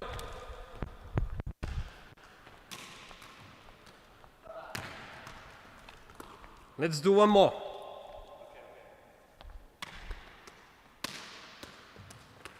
Oops. Would have went into your space. Okay, so now think about what you want to do. Okay, so think of it very clearly, imagine it. Okay, take about 10 seconds to imagine what you actually want to complete. What is the goal? What movement does it involve? Okay, so think of it, imagine it, and access that portion of your brain which will allow you to actually execute it. Okay, similar to you standing against the goalkeeper about to take a penalty, right? So you imagine where you want to kick the ball. You imagine that goal going in, okay? It's a big pressure, but you foresee it and then eventually you achieve it, okay? So now that's a similar way to look at it. Take the ball, weight it, feel it, and then think of how you can execute. All right, let's go again.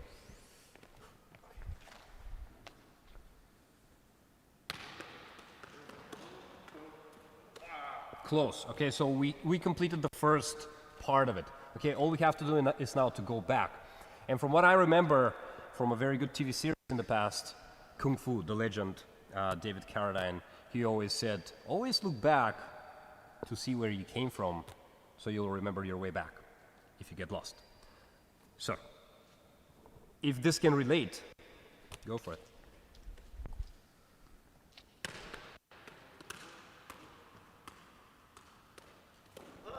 Finish it regardless, even if you're stepping out. Okay, I know that this breaks the rules, but finish it.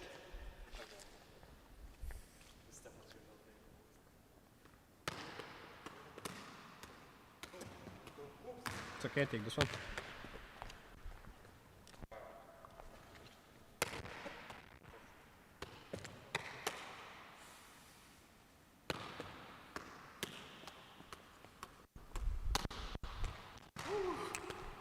This right here is a success. Okay, how many attempts did it take you approximately? We didn't count it clearly, but I'm gonna guess around 10. around 10. Okay, so it took 10 attempts to complete it. Now, what do you feel? I feel pumped up, I did it. Right? So you did it, and now there comes the next chapter of this, okay? Not just the game itself, but one thing that you should think about. And what is that thing?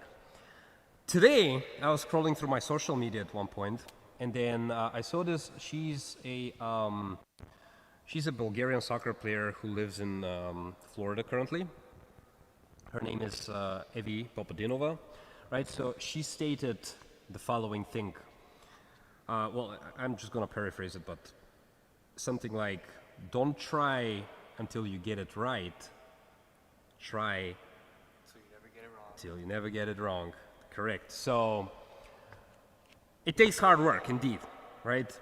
Wrong will eventually happen, but that doesn't mean that it's the end of the world. Just keep working hard, and just like Coach Sergio right here, show us what you got, all right? Very well. Now, the next thing that I will challenge you, and maybe even Coach Sergio, and maybe even myself, is to complete the exam 10 consecutive times without dropping the ball. We're not going to do that now. We don't have the time for it. But maybe we'll practice it for the next time, or maybe you can send us your videos of trying that. Okay, so this basically involves, I'll go as far as I can right now. Maybe you can go ahead too. Let's see. Okay, definitely not a good kickstart.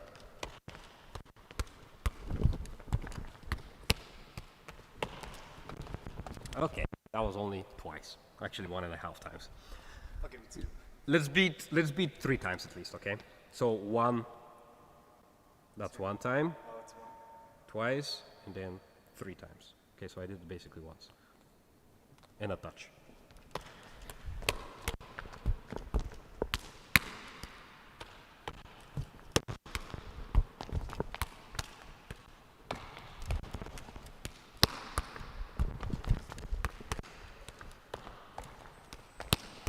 And then it somehow gets easier, but I'm also getting inside my head right now. And that's it. Okay. 4 times. Well, you have to complete 10 times.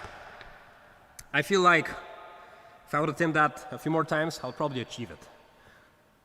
Would you be able to achieve that if you set it as a goal? If I set it as a goal, I think I can. I think so too. A lot of time practice. Okay, so with this, we're going to wrap up our today's session, okay? Soccer exams. If you want to achieve some sort of well-balanced control over the ball, if you're playing a sports that involve a ball, whether that's a football, basketball, soccer, tennis, right? Because you still have to control the ball in a certain way. Think of that goal, set it up, and pursue it, okay? And don't just try until you get it right. Trying to never get it wrong. All right, this is me, Coach Rado. Coach Sergio. Thank you so much, and we'll catch up again with you on Thursday, speaking about more World Cup and more challenges. Thank you, and bye.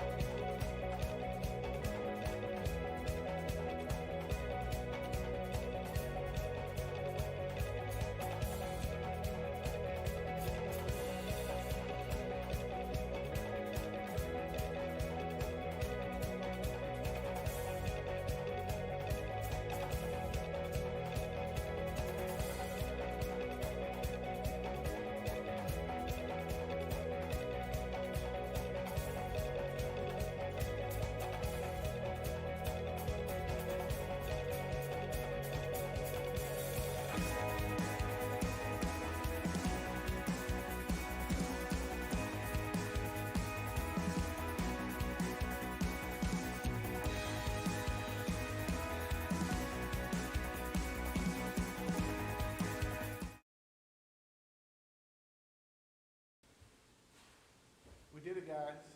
Day 2, week 3. Hope you guys are nice and tired coming from soccer. I hope you guys are settling down, drinking some water and staying hydrated. You have CJ yoga after this. Whew!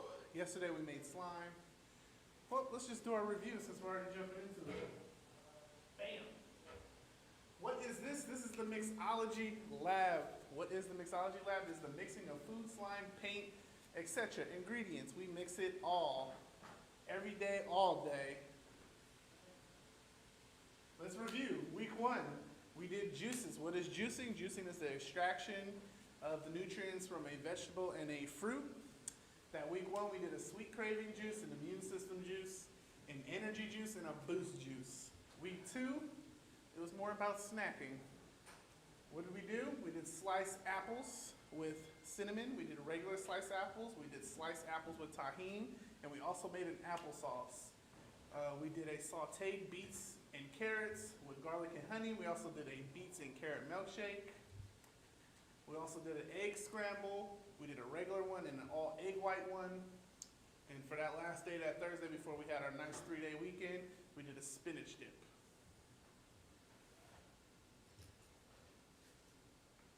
All right, yesterday we did a slime. We did a regular slime. We also had CJ stick his hand in a box and guess what was in there? Was it slime or was it a crime? Hope he had a good time doing that. We are here today with those leftover eggs from last week where we did our scramble. We are gonna turn that yellow egg yolk into paint. And how we're gonna turn it into paint? Oh, well, you're gonna have to watch to find that out. I'm excited. I hope you guys are excited. Remember, thumbs up.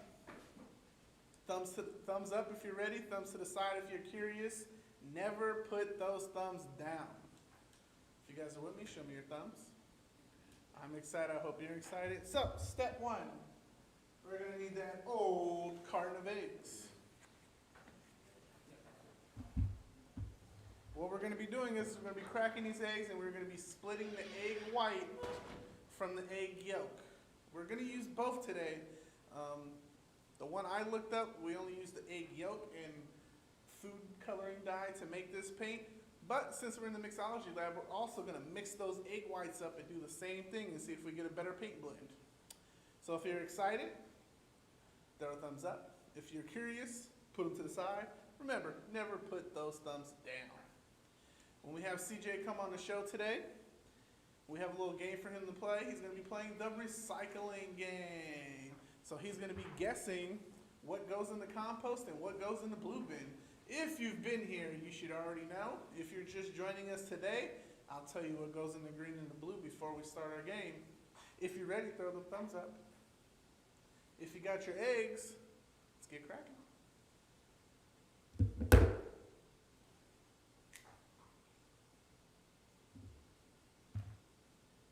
All right, so let's split those eggs.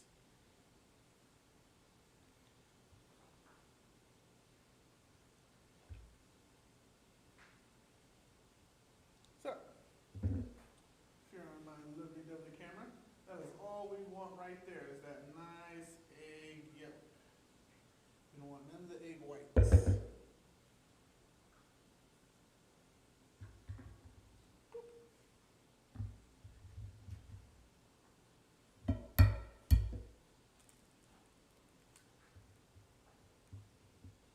Now remember, don't throw those shells in the garbage because I'm going to explain where they go after we're done making our paint.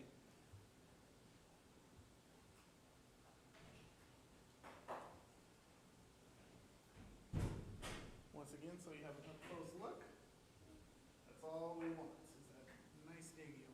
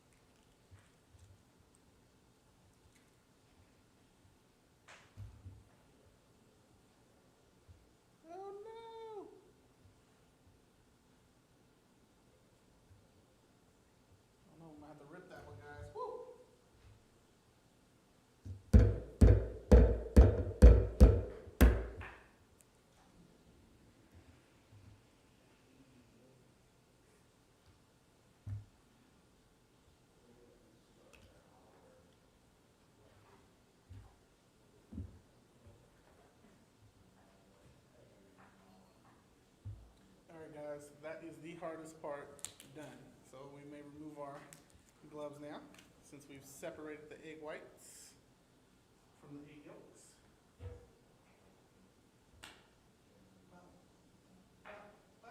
Now, before I mix these things up to make our colors, let me drop a little knowledge on you guys. Egg tempera paint was widely popular among the early Renaissance artists. Now, this is how they figured out how to bind stuff to the paint to paint. Now, when it got to, this fell out of use with the late Renaissance when Leonardo da Vinci came up and he used oil paint. Oil paint gave you a better color. It looked nicer, it dried better, and it lasted longer. So that's why it phased out when he came around with the oil paints. How did they make this tempera paint? Well, they took powder pigments from stones, sticks, bones, and the earth, and they mixed it with water, and then they used the binding agent, this egg, to attach it to, and then take that and paint it on a canvas. Simple stuff. It's amazing what the human mind can do when they're thinking hard and they want to show their artsy side. So, we're going to create the same thing. Now, we're not going to go out there, we're not going to dig up a hole and look for the grass and the stones or the bones and grind them down to make our paint. Things are a little easier nowadays. We're going to use food coloring with our egg yolks to make our paint. Step 1, separate the egg yolks from the egg whites. Done. Step 2, mix in food coloring. Now you can use food coloring or you can use watercolor liquid. Today, we're gonna use food coloring. And we're gonna do about 10 drops in each one. So let's start with yellow.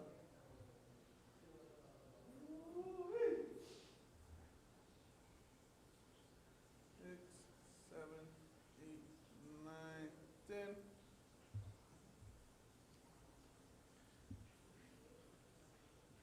Up here, guys, with the camera. 1, 5, 6, 7, 8, 9, 10.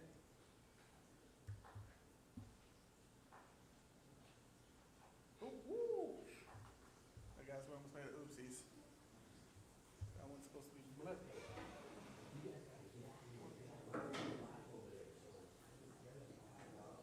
7, 8, 9, 10.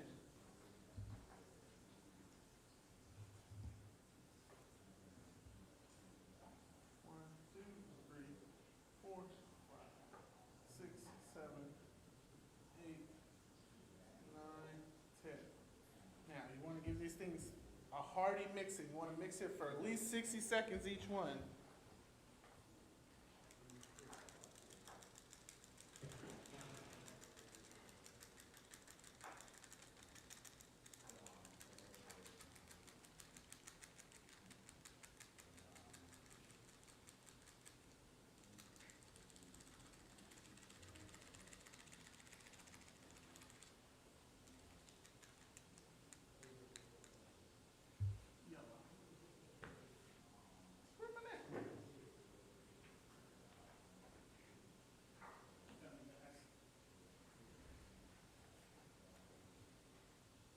Look at that.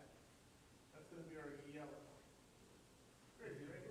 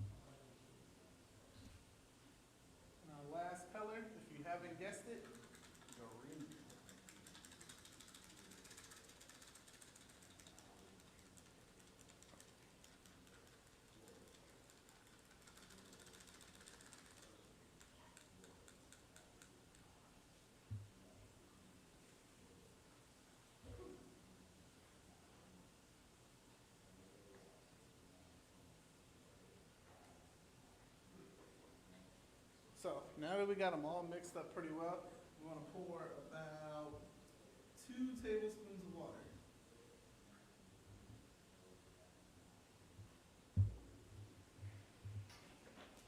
In each one.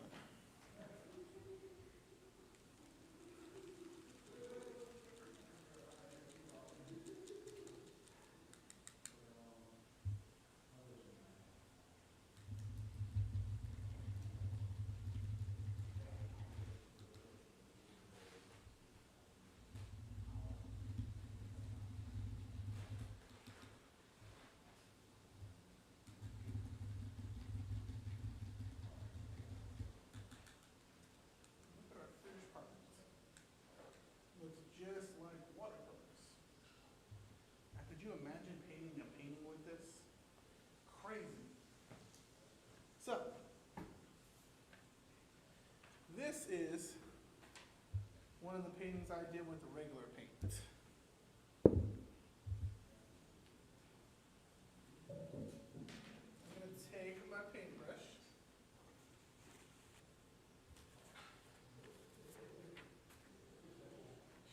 And we're going to see how our paint compares to the regular paint that we bought at the store.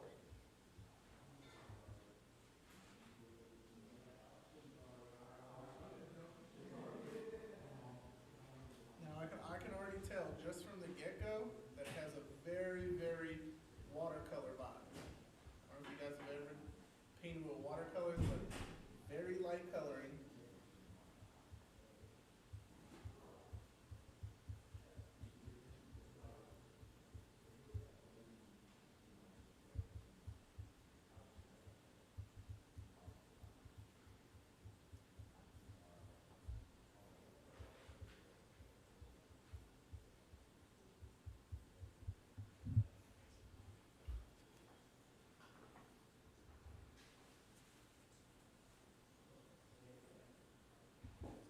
Green in there.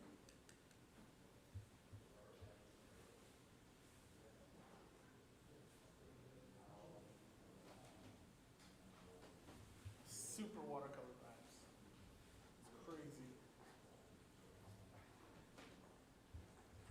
So let's scoot this over. And you know what? Let's do one more.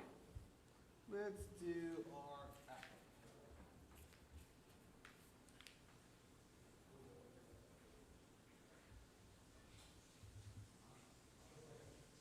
If you were at my first week show, we used apples and I named all the apples. Who can guess what apple this is that I'm coloring?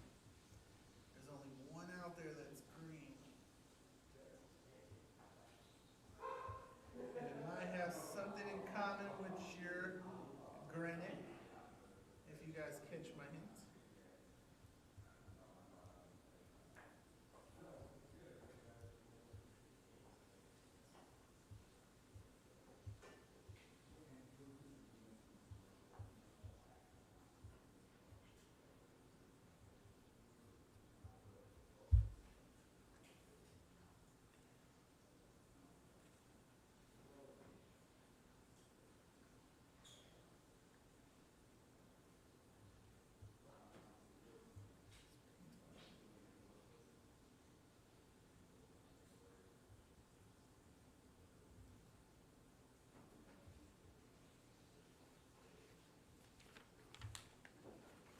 This is our apple that we did with regular paint, and this is with our paint that we made.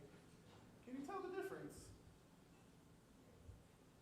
Exactly, as you can tell, like I said, our paint has more of a lighter watercolor vibe to it, less permanent. And the paint we bought at the store it's darker, more saturated, looks like it could stain.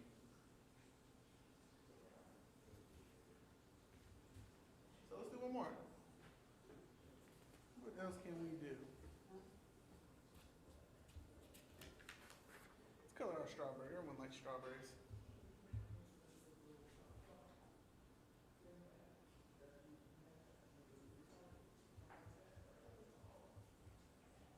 Now, if you want your paint to be a little darker, all we have to do is add a couple more drops of food coloring.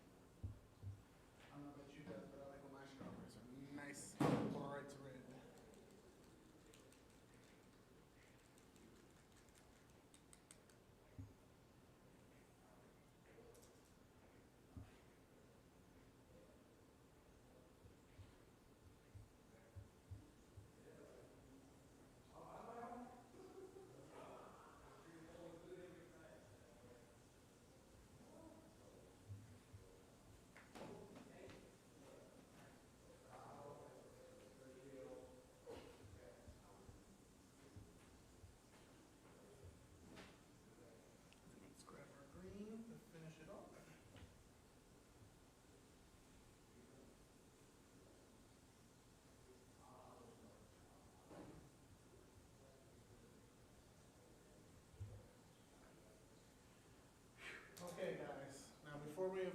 guest CJ on here. Let's let you guys look at those two ones. Let's explain. Let's explain what goes in a compost bin. Food scraps, yard waste, empty milk cartons. Please make sure those milk cartons are empty. Blue bin, soft plastic, cardboard that is not greased up or saturated in liquid. We remind you guys every day about this. So when you guys start that school year off, you're going to be excellent compost and recycling monitors. So let's bring CJ on the show since we have about 4 minutes left or 3 minutes left, and let's play the guessing game for composting and recycling. So I'm gonna hold up one of our beautiful pictures. He's gonna guess where it goes, and we're gonna let him know if he's right or wrong. So let's give him a round of applause. Like always. Welcome everyone. Always good to be here. Glad to be back. Good to be back. So today we painted with egg-based paint. So yeah, so I brought you out here because we've been talking about composting and recycling. We want to see if your knowledge is there with the kids. So, I'm going to hold up a couple pictures. You're going to tell me where they go. And we're going to let you know if you're right or wrong. Are you ready? Okay. So, watermelon. Where does it go beside your belly? Using that brain, guys, he is absolutely correct.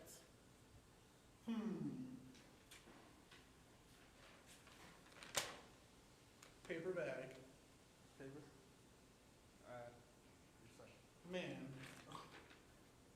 he definitely must be a homeowner. He knows exactly where they go. Strawberries. Beside your belly, where do they go? Compost. Apples? Which are very good. Very good. That also goes with the strawberries. Okay. Compost.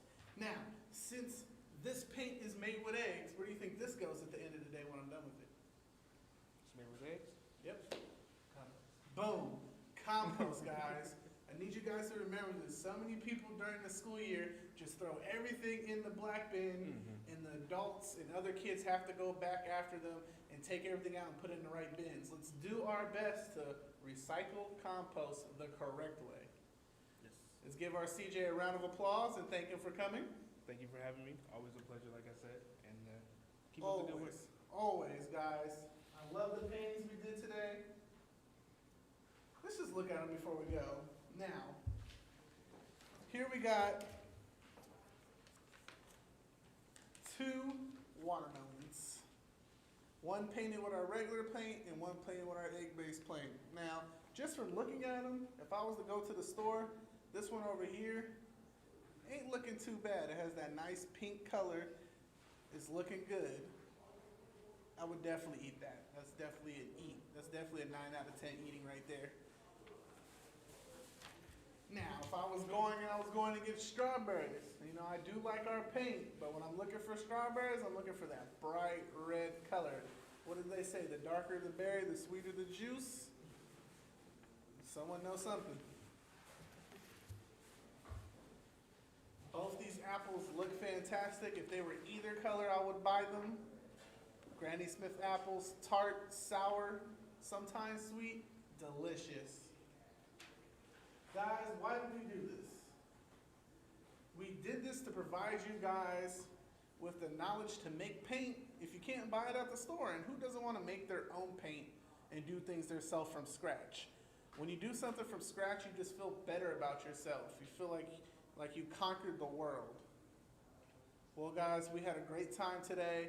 I love seeing you guys. I'm glad that we made some paint. Never made paint before. I'm glad we did it. I'm glad you did it with me. Thumbs up. Hope you guys have that peace, love, and meditate with CJ. Get your water on, get that blood pumping, and that mind at ease. See you guys tomorrow.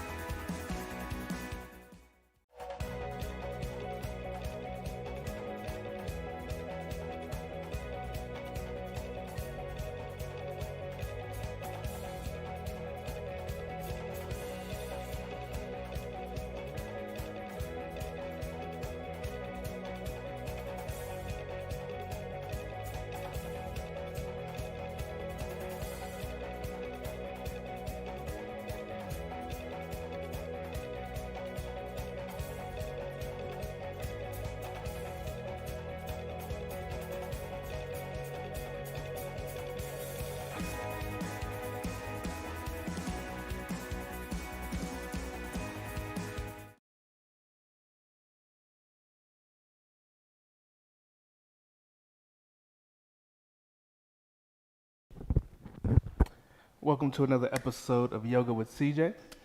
This is episode 10 or 11. This is day 2 of week 3 that we've been doing this. Yesterday, we did bending poses. So today we're going to do a little bit of, all our poses are going to be pretty much sitting down on the floor, on the mat. So if you have your mat with you, like I said, if you don't have a mat, you can, if you have a blanket, if you have a towel, something that you're going to have, but you really don't need that anyway. And make sure you have water. Make sure you have water with you, though, or some sort of something to drink to be hydrated. So like I said, today we're going to be doing a lot of sit-down poses, but we're still going to be working on our ankles, our shoulders, our abs, pretty much every part of our body.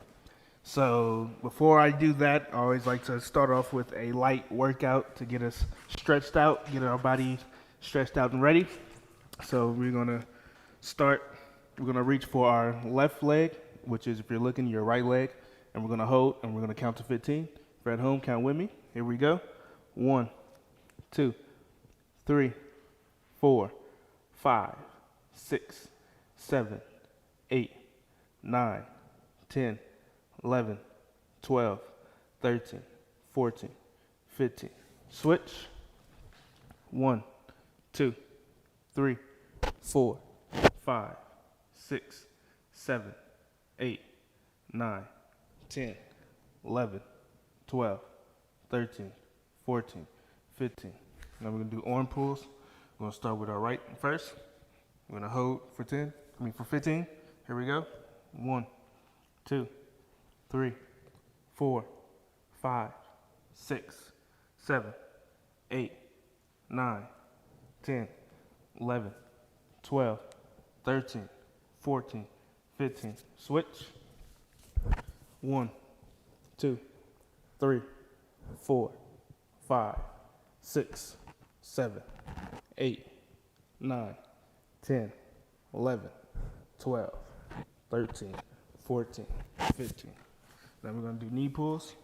We're going to hold. Here we go. Count with me.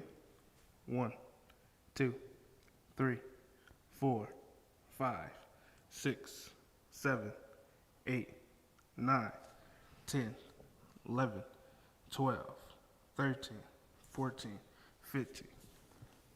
Switch. 1, 2, 3, 4, 5, 6, 7, 8, 9, 10, 11, 12, 13, 14, 15. Now we're going to go into our first pose of the day, which is simple. It's going to be the butterfly pose. This pose actually stretches out your inner thighs, your knees, and actually calms the body. It's hard on Mondays to get up and get energized and go. It's especially hard as well on Tuesdays as well. So this is something to get us started, something very, very simple, something that everyone's been doing as a kid since PE or since grade school. So it's very simple. Bring both your legs in, and we're going to hold, and we're going to stretch, and we're going to maintain our breathing. Keep your breathing going, and we're going to hold for about 30 seconds. Here we go. And like I said, this is actually stretching out your inner thighs, and it works on your knees, and it calms your whole body. So.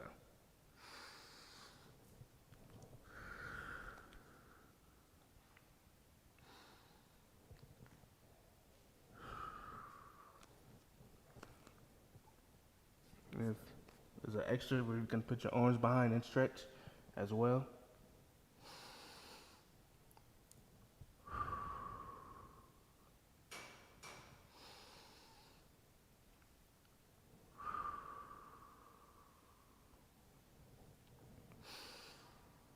Fifteen more seconds. 10.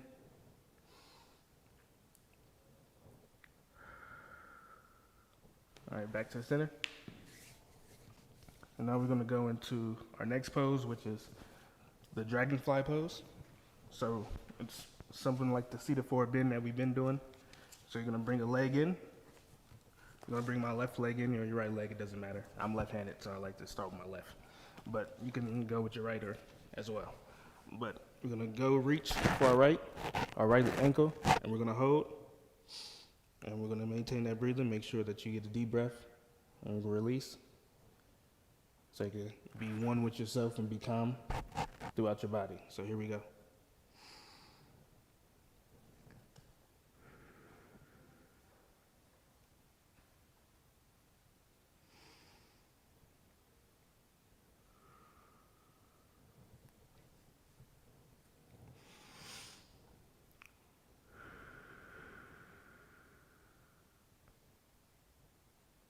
Hold for 10 more seconds.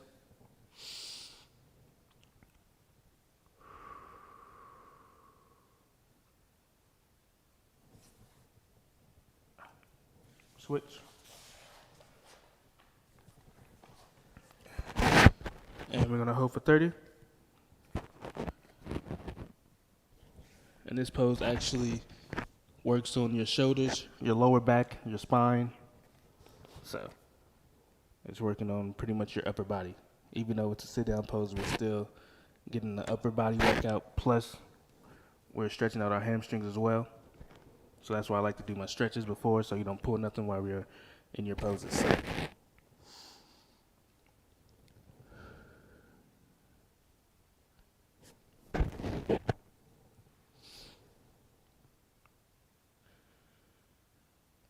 And we come back to the center. And our next pose is, I don't know have we done this pose yet. I know I've done it before I did the live videos. I don't know have I done it yet. Give us a chance to get a drink of water if you have it with you. But this pose is the boat pose. So it's pretty much, you're gonna lay on your back, and then you're gonna have your arms and your legs out, and we're gonna hold. So here we go.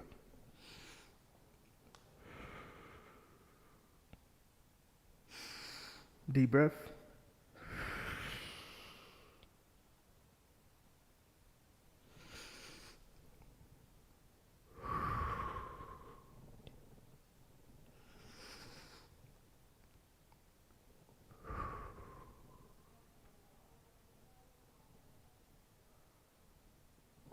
Ten more seconds.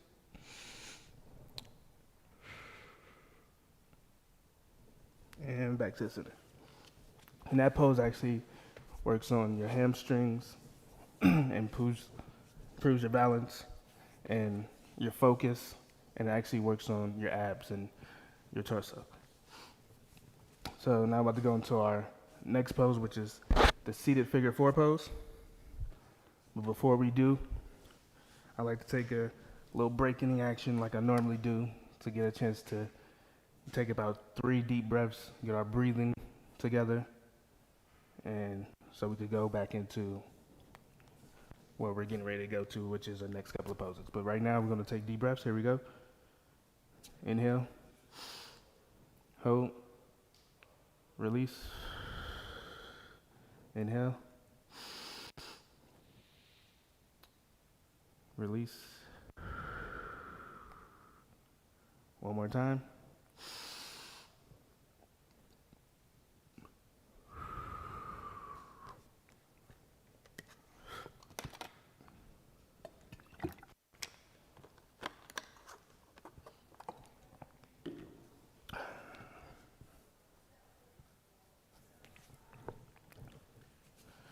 Now we're going to go into our next pose, which is the seated figure 4 pose. We've done this before. So we're going to bend our right leg over our left, and then we're going to stand up and raise on our palms, and we're going to hold, and we're going to breathe.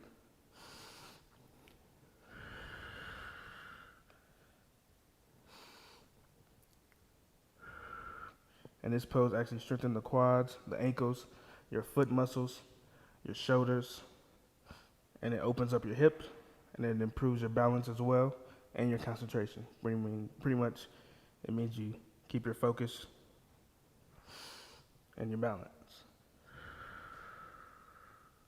I'm gonna hold for about 15 more seconds.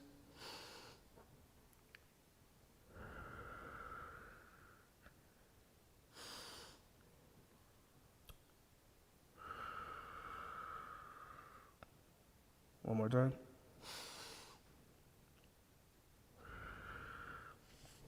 Now, if you've been with me, you already know what I like to do. If you do one thing to one side, exactly, you gotta do it to the other side. So we're gonna switch the legs, same position, and we're gonna hold. This actually works on your arms as well. Makes your arms stronger. Get them strong bones that everyone wants.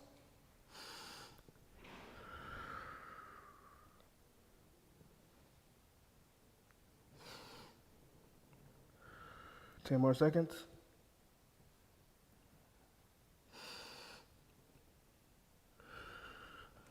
Back to the middle. And like I said on that one, it actually strengthens your quads, your ankles, your foot muscles. It stretches out your hip, and it improves your balance and concentration as well. So that's a good pose to do.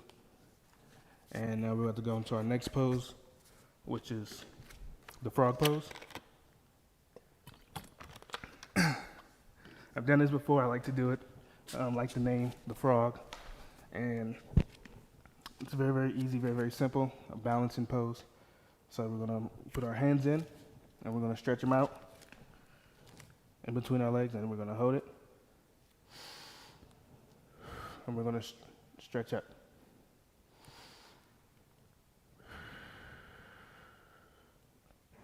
Deep breath.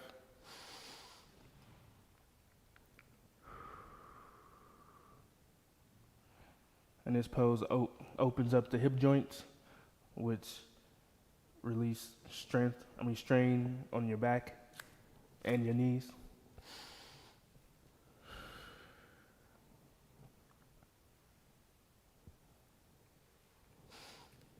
Two more deep breaths.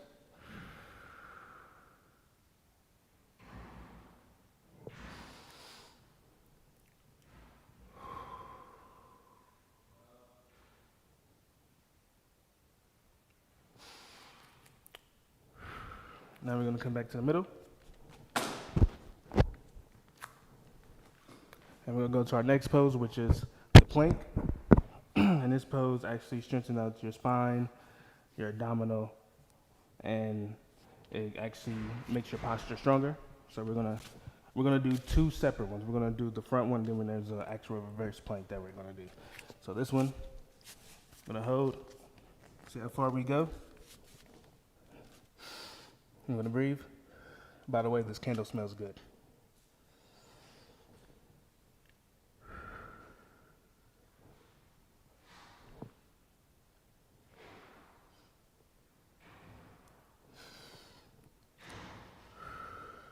Keep that breathing going.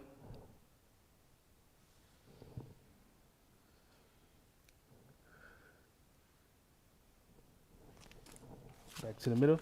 Now we're gonna do a reverse one. Pretty much the same thing, but we're just gonna hold up and go like this. And keep the breathing going.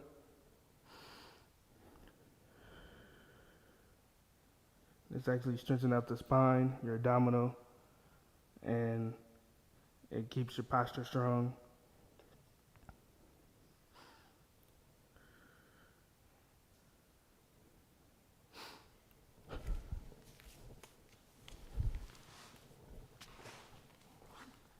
We're gonna go back to the middle.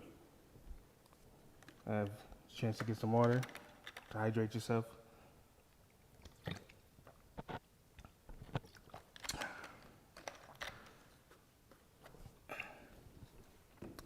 Let's keep it going.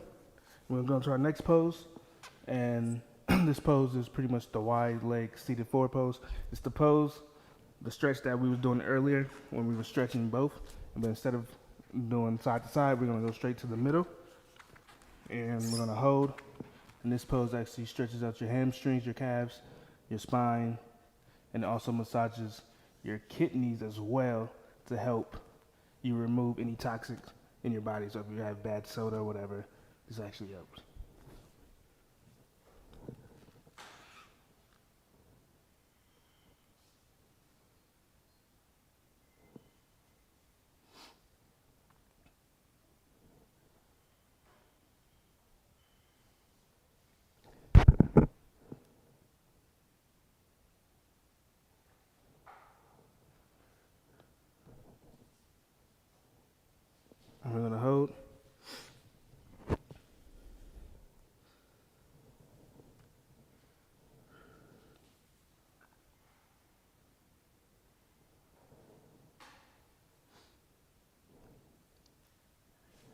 And we're gonna bring it back.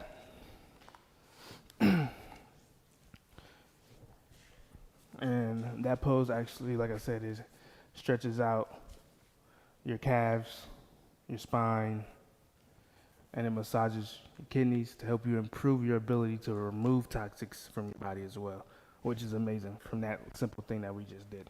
But before we go into our next poses, we're going to take another breathing break, meditation break, because this is yoga and meditation. So you want to get a chance to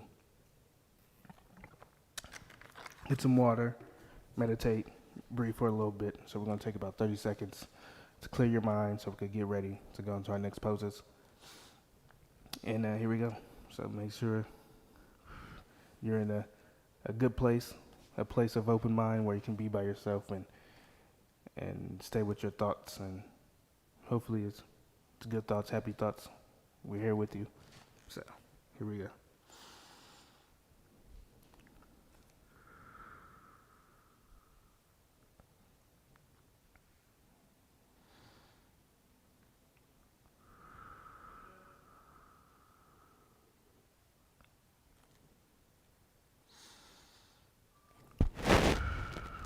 Two more deep breaths.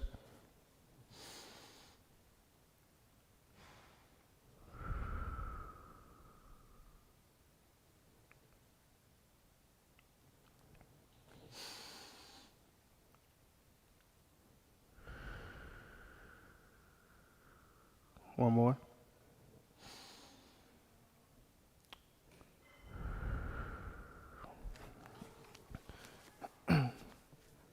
Now we're going to go into head forward knee pose, which is we're going to have both our legs up. Then we're going to stretch as much as possible, stretch. And we're going to hold and make sure you got the deep breath going as well.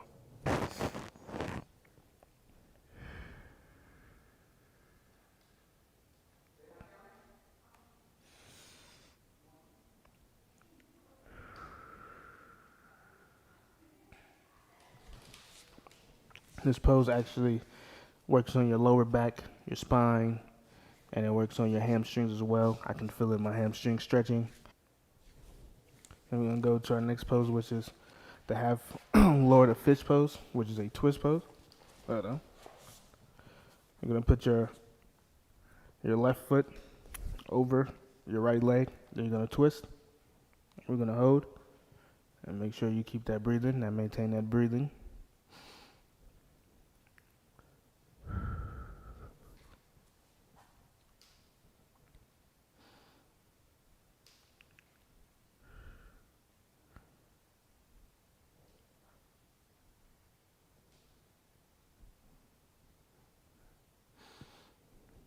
And this actually does the same thing when it works on your spine, your lower back, and it mobilizes your spine as well.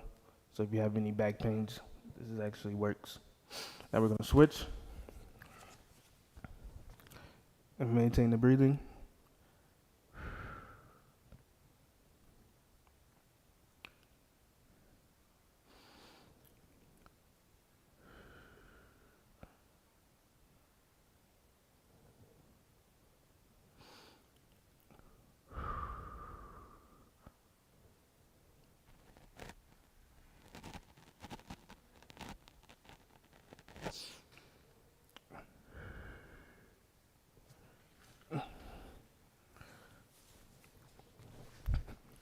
We're going to come back to the middle, get a chance to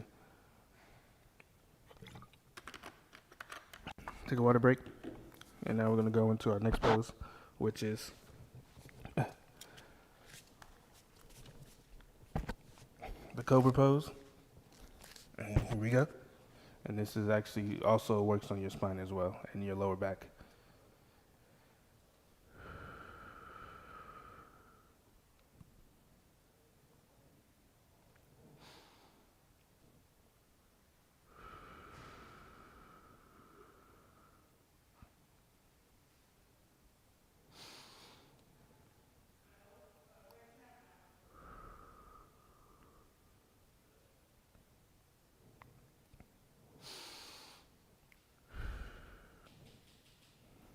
And we're gonna go into the little crust pose, or the sinks pose as well.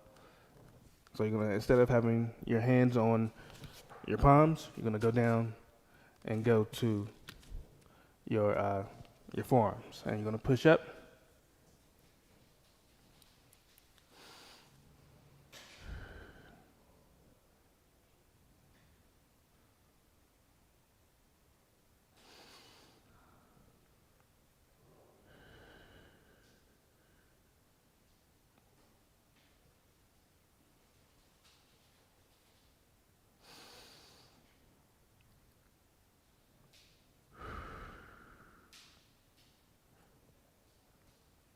One more time.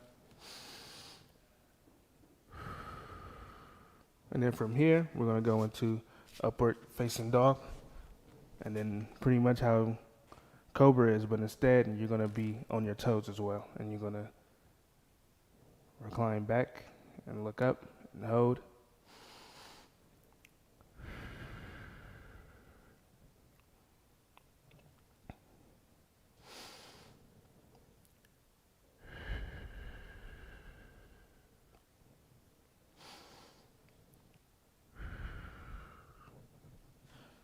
We're gonna come back to the center.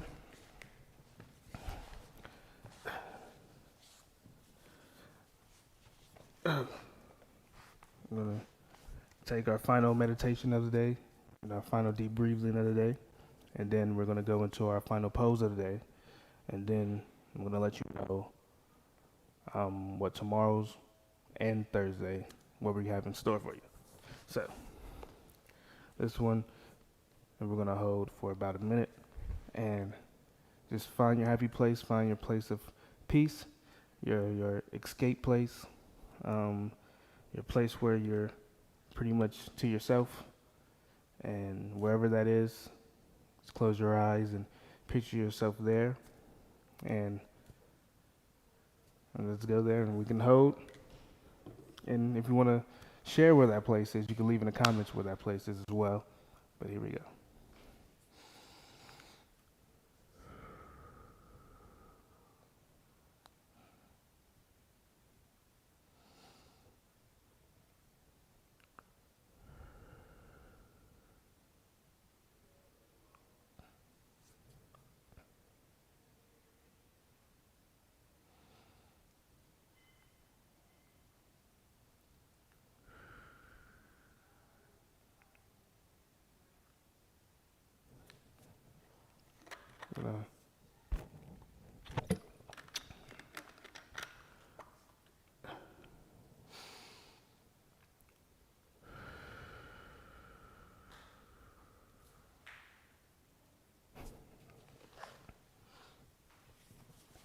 Okay, now we're gonna do see, another variation of the dragonfly pose, and it's gonna be like this, but it's just like the seated figure four pose, but instead of raising, we're gonna hold. We're gonna hold right here.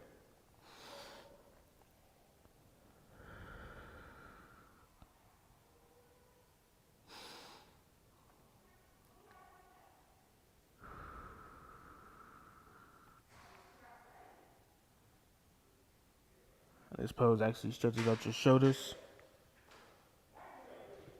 your lower back.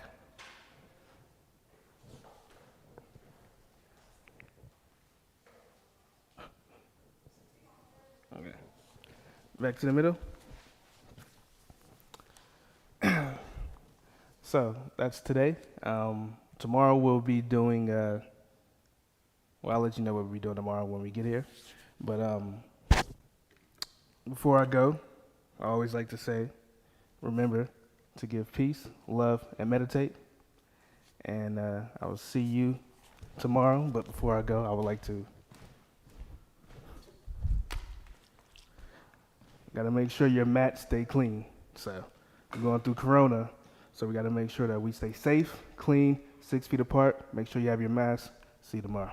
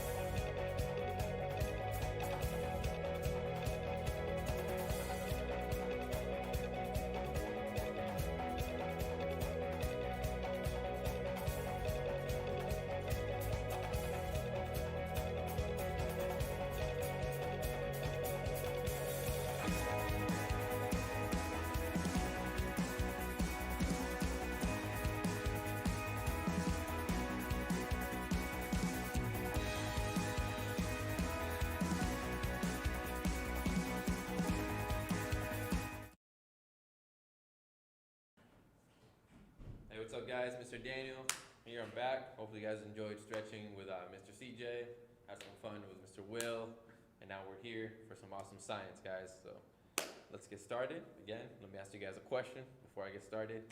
Remember when we did the magic water? I know you guys have been following, but if you haven't, I did a little magic water experiment. Of course, it's not magic, it is science. When we talked about air and some of its quality and air pressure, so I want to ask you guys, how does the air pressure work? How did that experiment work? Let you guys think about it. And just in case you forgot what the experiment is, it's when I lifted the cup and the gravity wasn't strong enough to pull the water down. What made it not fall down? I want you guys to think about that. So I'm going to go ahead and get started with today's materials. Okay, so what do we need? Again, we're going to be playing with fire just like yesterday. So let me give another warning just in case one more time. Make sure you have adult supervision, be safe, be careful, and make sure you have some goggles. You want to protect that pretty face of yours. Make sure you have that attached with you on your face when you get started. I'm going to go ahead and put them on, but for now, I'm going to walk you through it. And just in case, please have a fire extinguisher around just in case. I'm going to go over actually just how to use it. Again, one more time. If yours has the safety pin like this, you're going to go ahead and pull it out. Then you're going to aim this pointer thing right here. It's a little black thing. I guess we call it the aim, just the aimer. That's what they're called. And then you squeeze and then sweep, just like you're sweeping the broom. All right. So let's get started. So what do we need? We need our matches or something to light our matches also. But I'm just gonna go ahead and use the matches to light the matches itself. But if you have a lighter available, hopefully one of the long ones, that'll be preferential. We're gonna need a little bit of water. You don't need this much, but you need some water. You're gonna need a plate, hopefully a pretty decent sized plate, hopefully maybe, I'm gonna say about like 6 inches, probably like a whole foot in diameter, hopefully. Diameter just means across the whole thing. You're gonna need some empty cups, glass cups. I have mason jars. Again, we're gonna reduce, reuse, recycle. So these are the mason jars I've been using the whole time. If you don't have any glass cups, you can use some plastic ones. And then we're gonna run the experiments both with the glass ones and with the plastic ones just in case. You're gonna need some balloons. Make sure the balloons are sanitized. They were new, had them stored away, so they're fine. Maybe something to pump with the balloons. You might need to use your mouth today though, so again, make sure they're sanitized. You're gonna need some napkins or some paper towels. I have some paper towels here. And you're gonna need something to hold the matches, because eventually we're gonna put the matches on top of the styrofoam. That's what I'm using today. Whatever you have that will hold it and isn't super flammable. This is actually kind of flammable, but the fire shouldn't put it out. You'll see when the experiment gets around. But if it doesn't, I can always step on it. I can always use my fire extinguisher. So we should be good. I have some water that would probably throw it in. Although just in case you guys know, try not to put out fires with water. You're just adding oxygen to it. Okay, so let's get started with our first experiment. So we have our sanitized balloons right here. I'm gonna go ahead and grab one of these. I'm gonna grab probably a blue one, Booker T blue. Okay, so grab your balloon. Next, again, I told you I was gonna run it twice. So just in case you don't have any glass ones, let's try some plastic cups first. There's a couple ways to do this. I'm gonna just go ahead and grab 2. And I'm gonna go ahead and do this.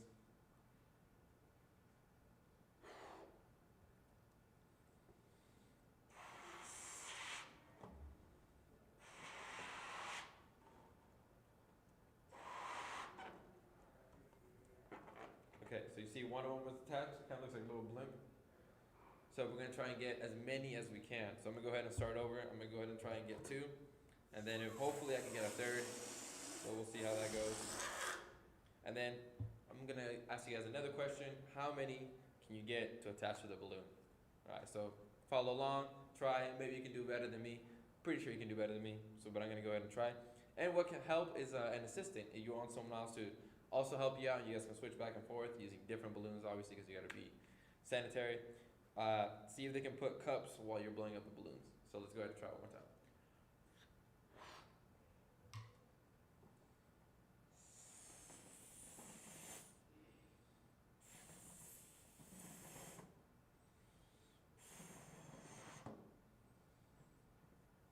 I got 2 this time. I don't know if a 3rd one will work, because it might have blown up too much already, but let's see.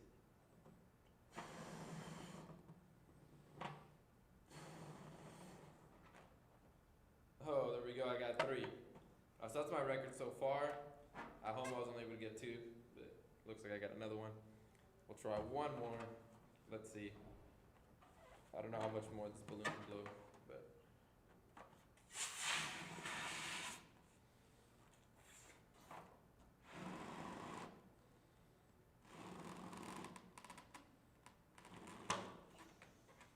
Ooh, actually you can see right here it's bending.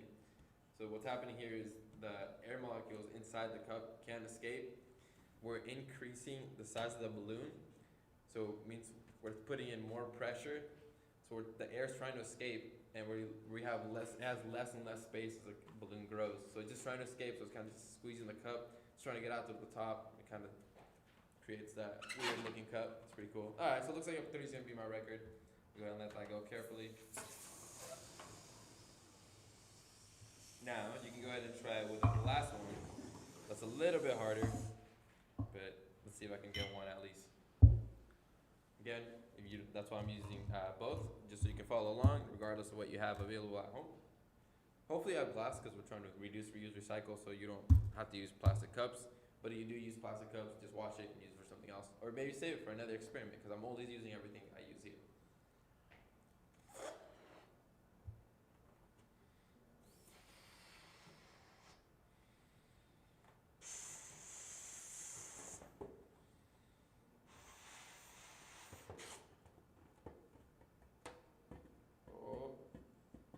Oh, I almost had it. Let me keep going.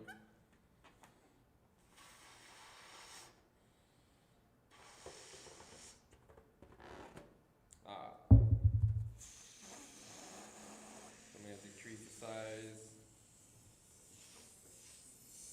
Maybe like that. Let's try this.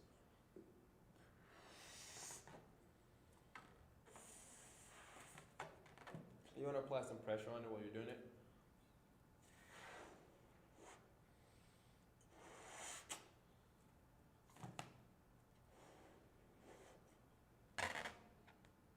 There we go.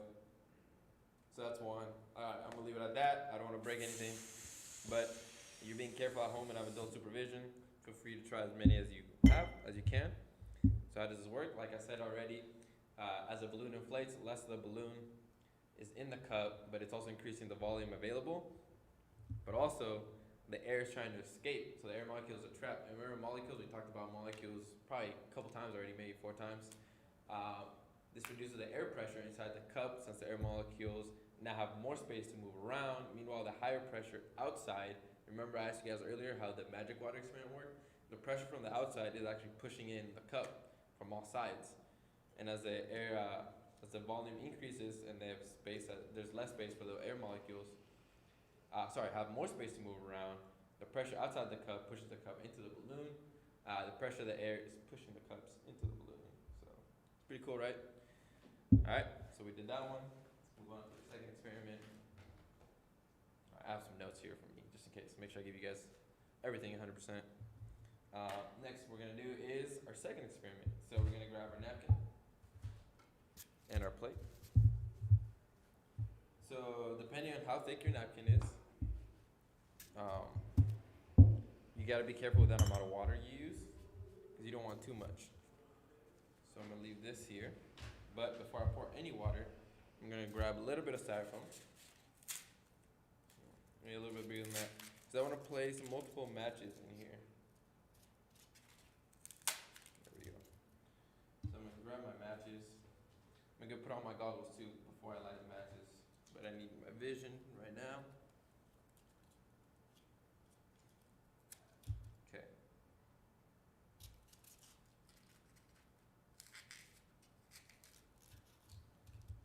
Remember, this is flammable. So hopefully you don't have flimsy matches like this. Hopefully you have the traditional ones. And they can just stick right up without you having to push too much in. Again, because the more of the match that's inside the styrofoam, the closer the fire is going to get to the styrofoam. And it's probably going to catch on fire, so be careful. But you have the traditional ones, they stick right through. You can just stick the bottom, and it'll be pretty stable. I'm going to go ahead and use 4 of these.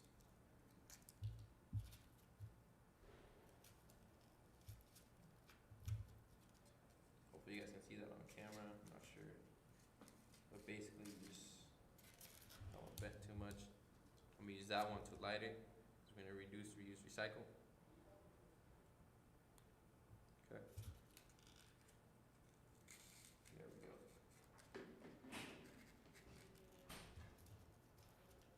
Okay. You want a stable base. You have to be careful with this one. I have my fire extinguisher ready to go. Hopefully I don't have to use it today, but it looks like I might. Just in case. I'm gonna go ahead and fold my napkin actually. So we're gonna need to grab a cup, and I have my mason jar. So I need the cup, or sorry, the napkin to be wider than the circumference of the circle, which is just the area around it, or sorry, the length around it.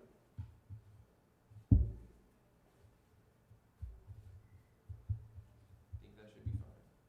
But you want to make sure it's a square because it's gonna help you out. You'll see, but hopefully it's square. So I'm just gonna go ahead and do that. Hopefully that's fine. All right. So eventually you're gonna get something like this. Before you do that, actually I'm gonna go one more match. Actually I'll leave it up for. Okay. So put my goggles on. Okay. Pour a little bit of water under. Water on top.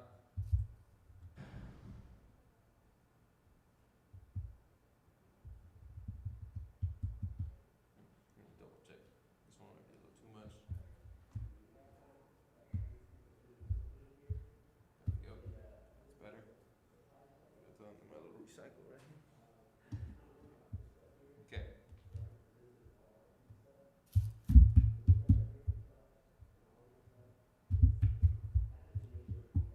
Alright, there we go. So not too dry, not too wet. You don't want it to dissolve. You also don't want it to be too dry. Okay, got my goggles on. Make sure you have your safety goggles. Make sure you have adult supervision. Okay, so I'm gonna go ahead and light this, and I'm gonna light this. And as soon as I do that, I'm gonna turn this around and put it in there. Alright? Alright, so let's see. 3, 2, 1.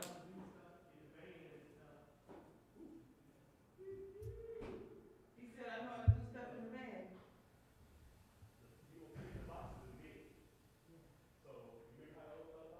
Okay, hopefully you guys saw that. Oh, almost had it. Looks like in my last match it didn't light. We're gonna try it one more time. One more time, guys.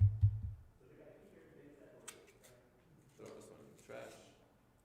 This one, keep on there.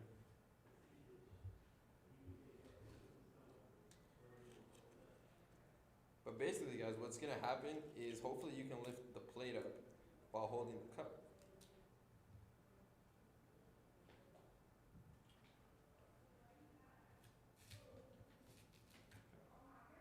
Just double checking my notes, making sure I did everything right. Because again, as a scientist, you're always observing, you're writing, you're experimenting, taking notes.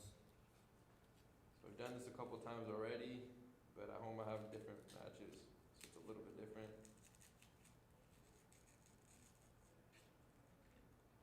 And I ran it early. I did have more matches though. So I'm gonna do it one more time. Okay. Let's try this one more time, guys.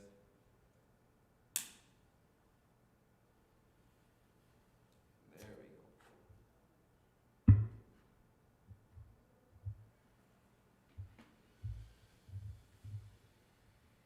Check that out. Woo! Did you guys see that? It was on there for a little bit. It's not magic, it's science. Alright, we're gonna run it one more time. Except this time we're trying to see how many items we can get it on there. So we go ahead and get rid of this one. Okay, that one's recycled, this is in the trash. Okay, grab a little bit of this.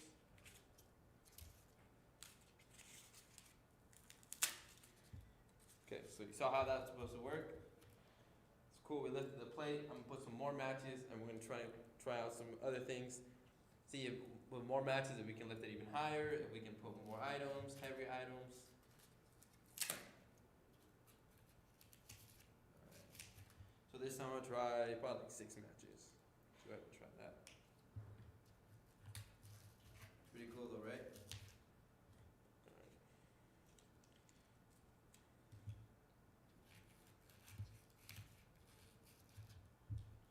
Make sure your fire alarms don't go off. No smoking in here. If you're at home, you're being careful. Open some windows.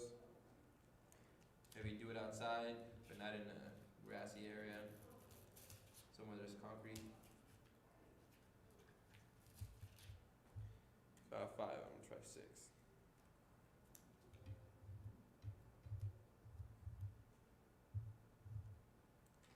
Okay, guys. Let's do this again. 6 matches. I'm about to be a little bit quicker. Let me try maybe a smaller cup. See how that works. Or do I want something with a wider opening? Let's try that. Let's try something with a wider opening.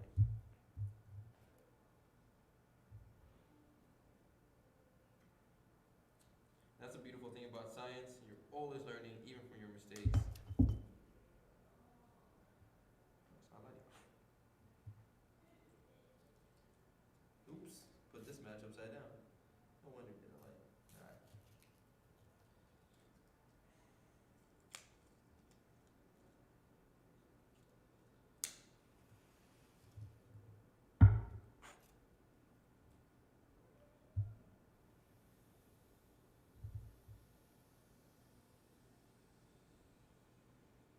There we go, guys. Pretty cool. Alright, let's see. We can do it one more time. Maybe throw 1 cup in there. Maybe we can lift this cup. Let's see if we can lift this cup. Alright. Anyways, hopefully you guys got it to work. Oop, I got one. Save that for later.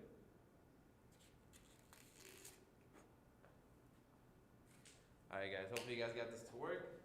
I'm probably asking how does this work, but before you ask that, I'm gonna ask you, how many were you able to lift? How many items were you able to place? How many cups were you able to lift?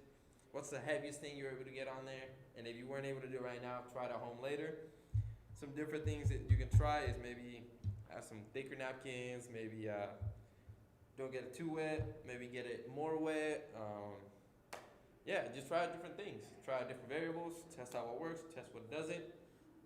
I'm gonna ask those questions. Hopefully you guys can answer them at home. Alright, next thing I wanna let you guys know is, you're probably wondering how it works.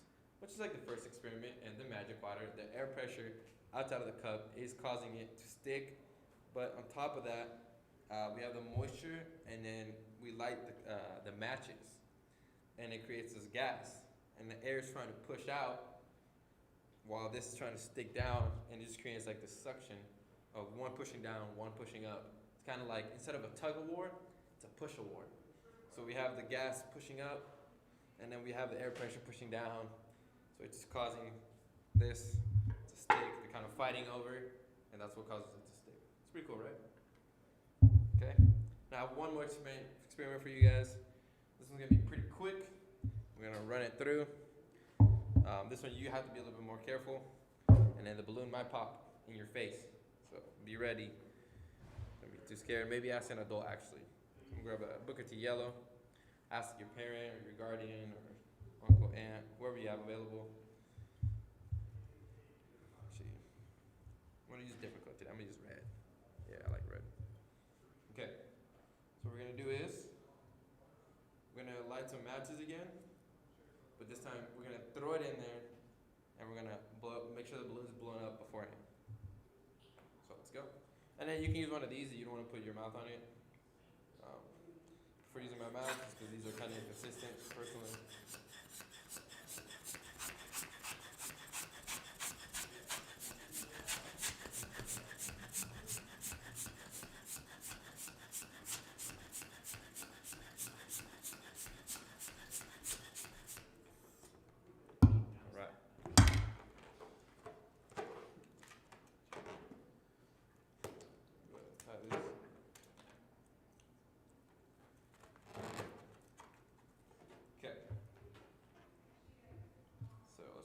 Up. I'm gonna throw 3. Again, if you have a lighter, it's even better because you could just throw the matches in there, light it with one of the long ones, and I put the balloon on top. But I'm gonna try and light 3 at the same time.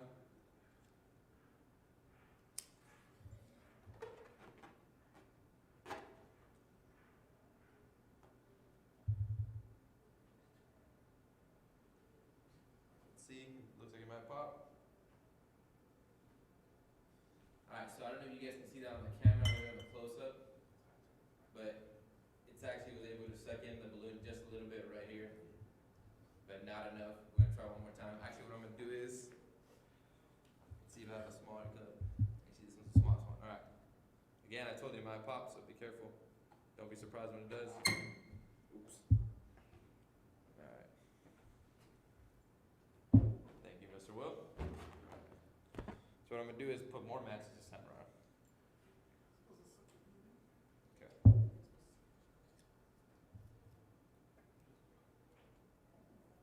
Again, make sure you have some windows open or something. You don't want those fire extinguishers going off. They get very expensive, very fast.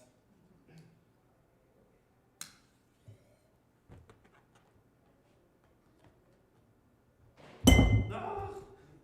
Ah. Sorry, guys. What if we light some paper on fire? Actually, maybe. So let's try something else. I think this balloon's a little too dented. We're gonna blow up another one. I'm gonna throw a little bit of paper in there. But we do want it to go out semi-quickly.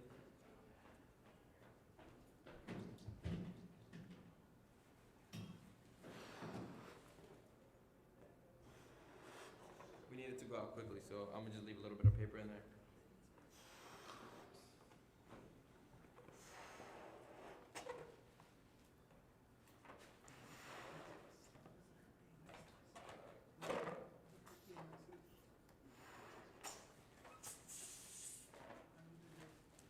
Okay, this balloon is a little bit smaller. See how that works. We'll try.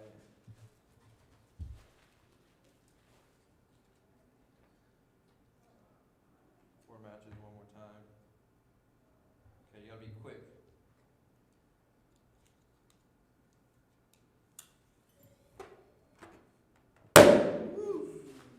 You guys saw that?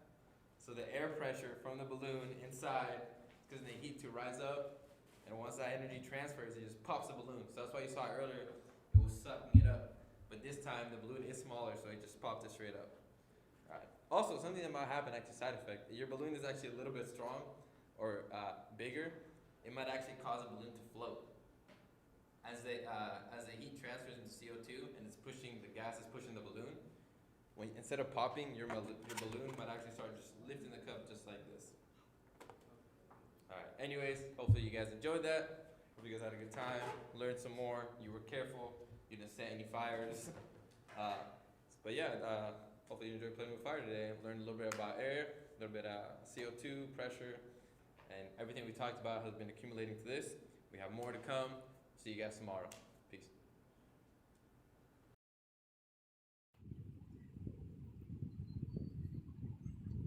Hi kids, hey Marquise. This is Jennifer Green from the Golden Gate National Parks Conservancy, and I'm here at Land's End in San Francisco.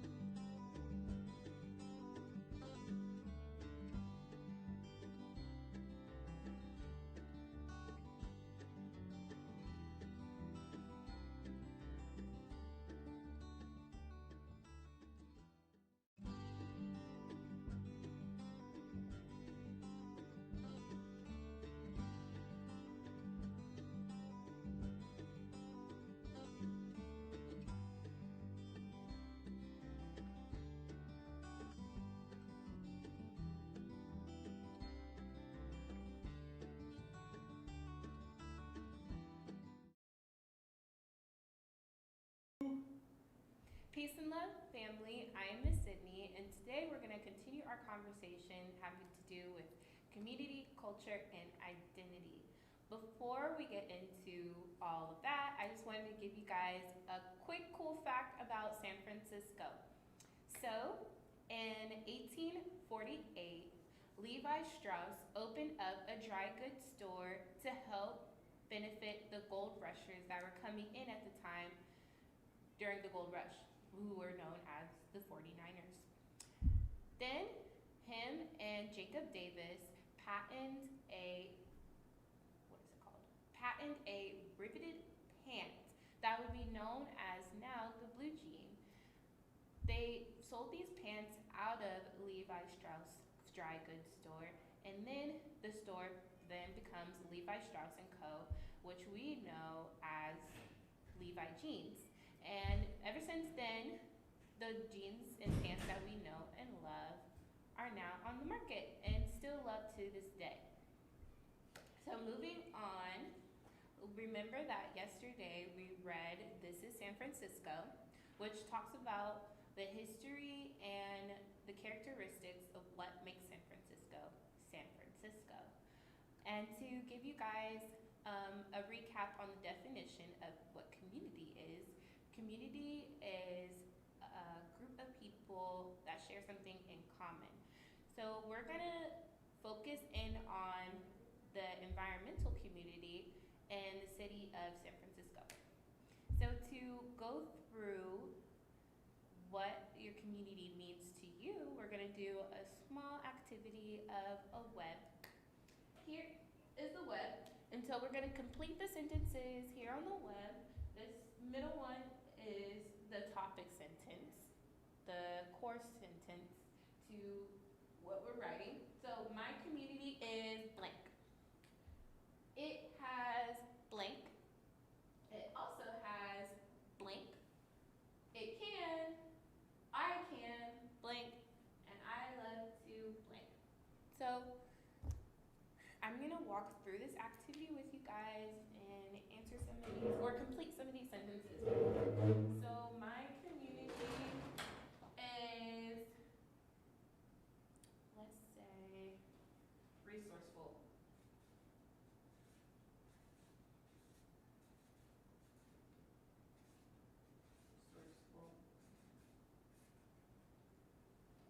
My community is resourceful. It has, let's say, restaurants.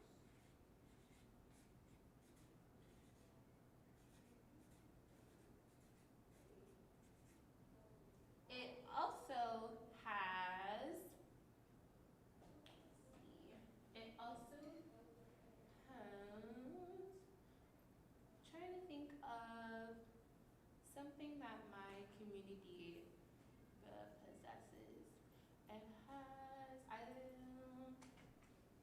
let's say, parks. There are a lot of good parks over in my community. I can, enjoy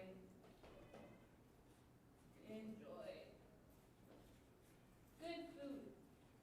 There's really good restaurants over where I live.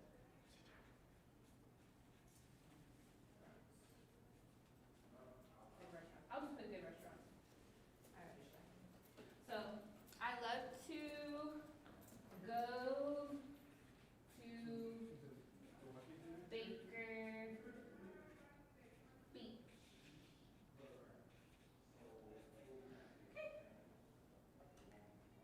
My community is resourceful. It has restaurants. It also has parks. I can enjoy good restaurants. I forgot the plural. I enjoy good restaurants, and I love to go to Baker Beach.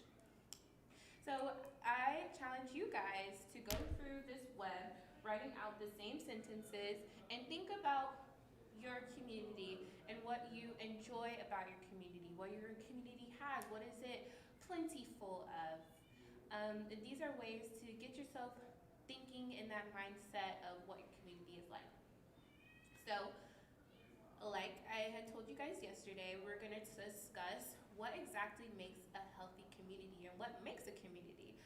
So what makes a community are mainly with the people that are a part of it and the structures that are part of it. There are physical aspects to the community, which could be buildings, roads, streets, as well as infrastructure, which would fall within physical aspects. Infrastructure is more along the lines of roads and streets and freeways and how the community is set up within, if you're looking at a map eye view, that would be considered the infrastructure. Another thing that makes up the community, like I said before, is the demographic, which is the people who are a part of the community and who make up the community. Then another aspect that contributes to making community is the government. It is really important there's a high importance of the people that are in office and are part of the government and who are in charge of giving to that community. Next is social structure. Social structure is basically the social aspect of what makes up the community. So this could be considered as Booker T. Washington is a social structure. A playground is a social structure. Also, schools are social structures. These are places within the community that people gather. Another aspect that makes up a community are community leaders. Who are the people that are voices for the community? Who are the people that are giving, and who are the leaders of that voice of that community? A lot of the times, community leaders can work hand in hand with the government officials, or government officials can be considered as community leaders.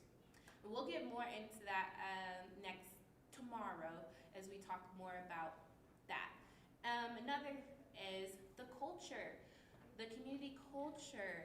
What is the beliefs and the infrastructure of the beliefs and values of, say, community. Next would be economics, or you can think of it as a way that the money flows through the community. How is money distributed? How is money showing up within the community? And lastly would be attitude and values. So like with the culture comes from attitude and values. What do the people value within this community? What are the attitudes within this community? That has a great effect on the manifestation of what your community looks like. So I'm gonna do a small activity with you guys, and we're gonna map out what is within our community. So what's in your neighborhood? To give you guys a little more information on what makes a healthy community, a healthy community makes for healthy people. So these are important things in order to have a healthy community. This would be considered adequate education, adequate employment in businesses, so people can make money and distribute money and the flow of the money throughout the community. The physical activity, so if there's, say, a park, or is there a YMCA, a gym, somewhere you can get active. Another thing is healthy and safe housing. Healthy and safe housing has a big part in the infrastructure of the community. Does the housing provide air? Does housing provide safe and secure structure for people to live within the community? Next would be transportation. How are people able to get around? Is it transportation accessible? Are the roads easily able to be used to transport from one place to another? Lastly would be nutrition. Are there supermarkets within your community? Is there a fresh farmer's market within the community? How many stores are accessible within your radius of your home? All of these things have great importance in building a healthy community. So for the activity, what's in your neighborhood, we are going to look at what is within the blocks and parameters of your home and what is in your community. So in that way, first we're gonna Google search your district. So I live within the Inner Richmond district, So I printed out a Google Maps of my district. And then print out the map, and then you're gonna search for these places that fall within what makes your community healthy. So we have the school, hospital, clinic, market, library, park, your house, bus stops, and community center. So here I have an example of my community in Richmond district. Here is marked my house, and then I have marked the bus stop. There's a market I live right across the street from the market. A few blocks down, there's an elementary school. There's Washington High School. But basically, you're going to map out these different places. I'm gonna demonstrate to you guys how I Google search. Let me put in my password real quick. And how you find this. So, let's put in community center in Inner Richmond district. Okay, so here it's gonna show me a Google map, and I'm gonna tap on this Google map so that we can go to the various options of community centers. So I'm gonna go ahead and click this Richmond Neighborhood Center, and I'm gonna zoom in, see what block that's on.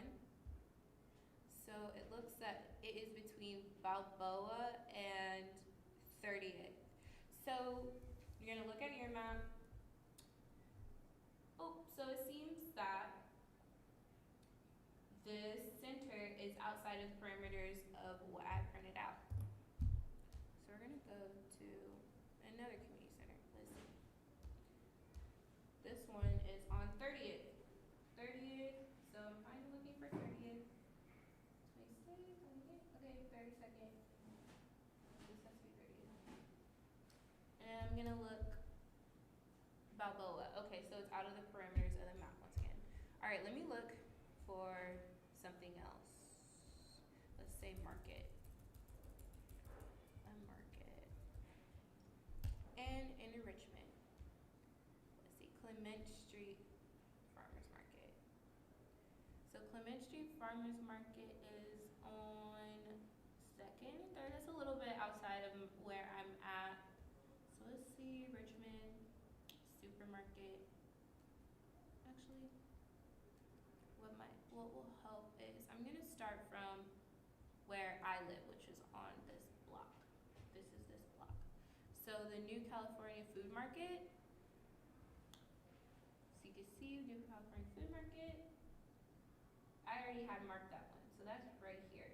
So you're gonna go through and do these different searches, and you can just go ahead and put in the different places and mark where it's at. This is an activity for you guys to get familiarized with what is close within your neighborhood and what is close to your house, and also what is missing or what's not close to your house. These things have an effect on the community environment at large. So, next we're going to do a little activity, or I'm going to show you guys an activity that you can do with your family at home, which is a scavenger hunt. I love to do scavenger hunts to get me an idea of, or the eye view and mental to look for certain things. So what I have written out are suggested places that you can look for within your neighborhood. And these all fall within what makes a healthy community. So I wrote down a stop sign, stop sign, safety, safe housing, the daycare, grocery store, a park, bus stop, flower bed, a for sale sign, community garden, mailbox with 3 in it, just to give something a little challenging, a movie theater, ice cream shop, tennis courts, local local library or street cleaning sign. So within the scavenger hunt, you guys are going to write down different places or things that would fall within being adequate education, businesses, employment, physical activity, nutrition, should be the market, transportation, if there's a bus stop, or if there's bikes available, like lift bikes, and safe and healthy housing, which would be, are the structures of the housing safe? Is there windows? Is there a fire hydrant? If you can see a stop sign, is there a light? All of these contribute to the safety of your neighborhood. So I challenge for you guys to go out with a trusted friend, family member, or sibling, and you guys can do a scavenger hunt and just look at what's around in your neighborhood. And tomorrow we will discuss why there may be some things that aren't in your neighborhood. Why are there more than one thing in your neighborhood, and how that contributes to the building and the foundation of your community.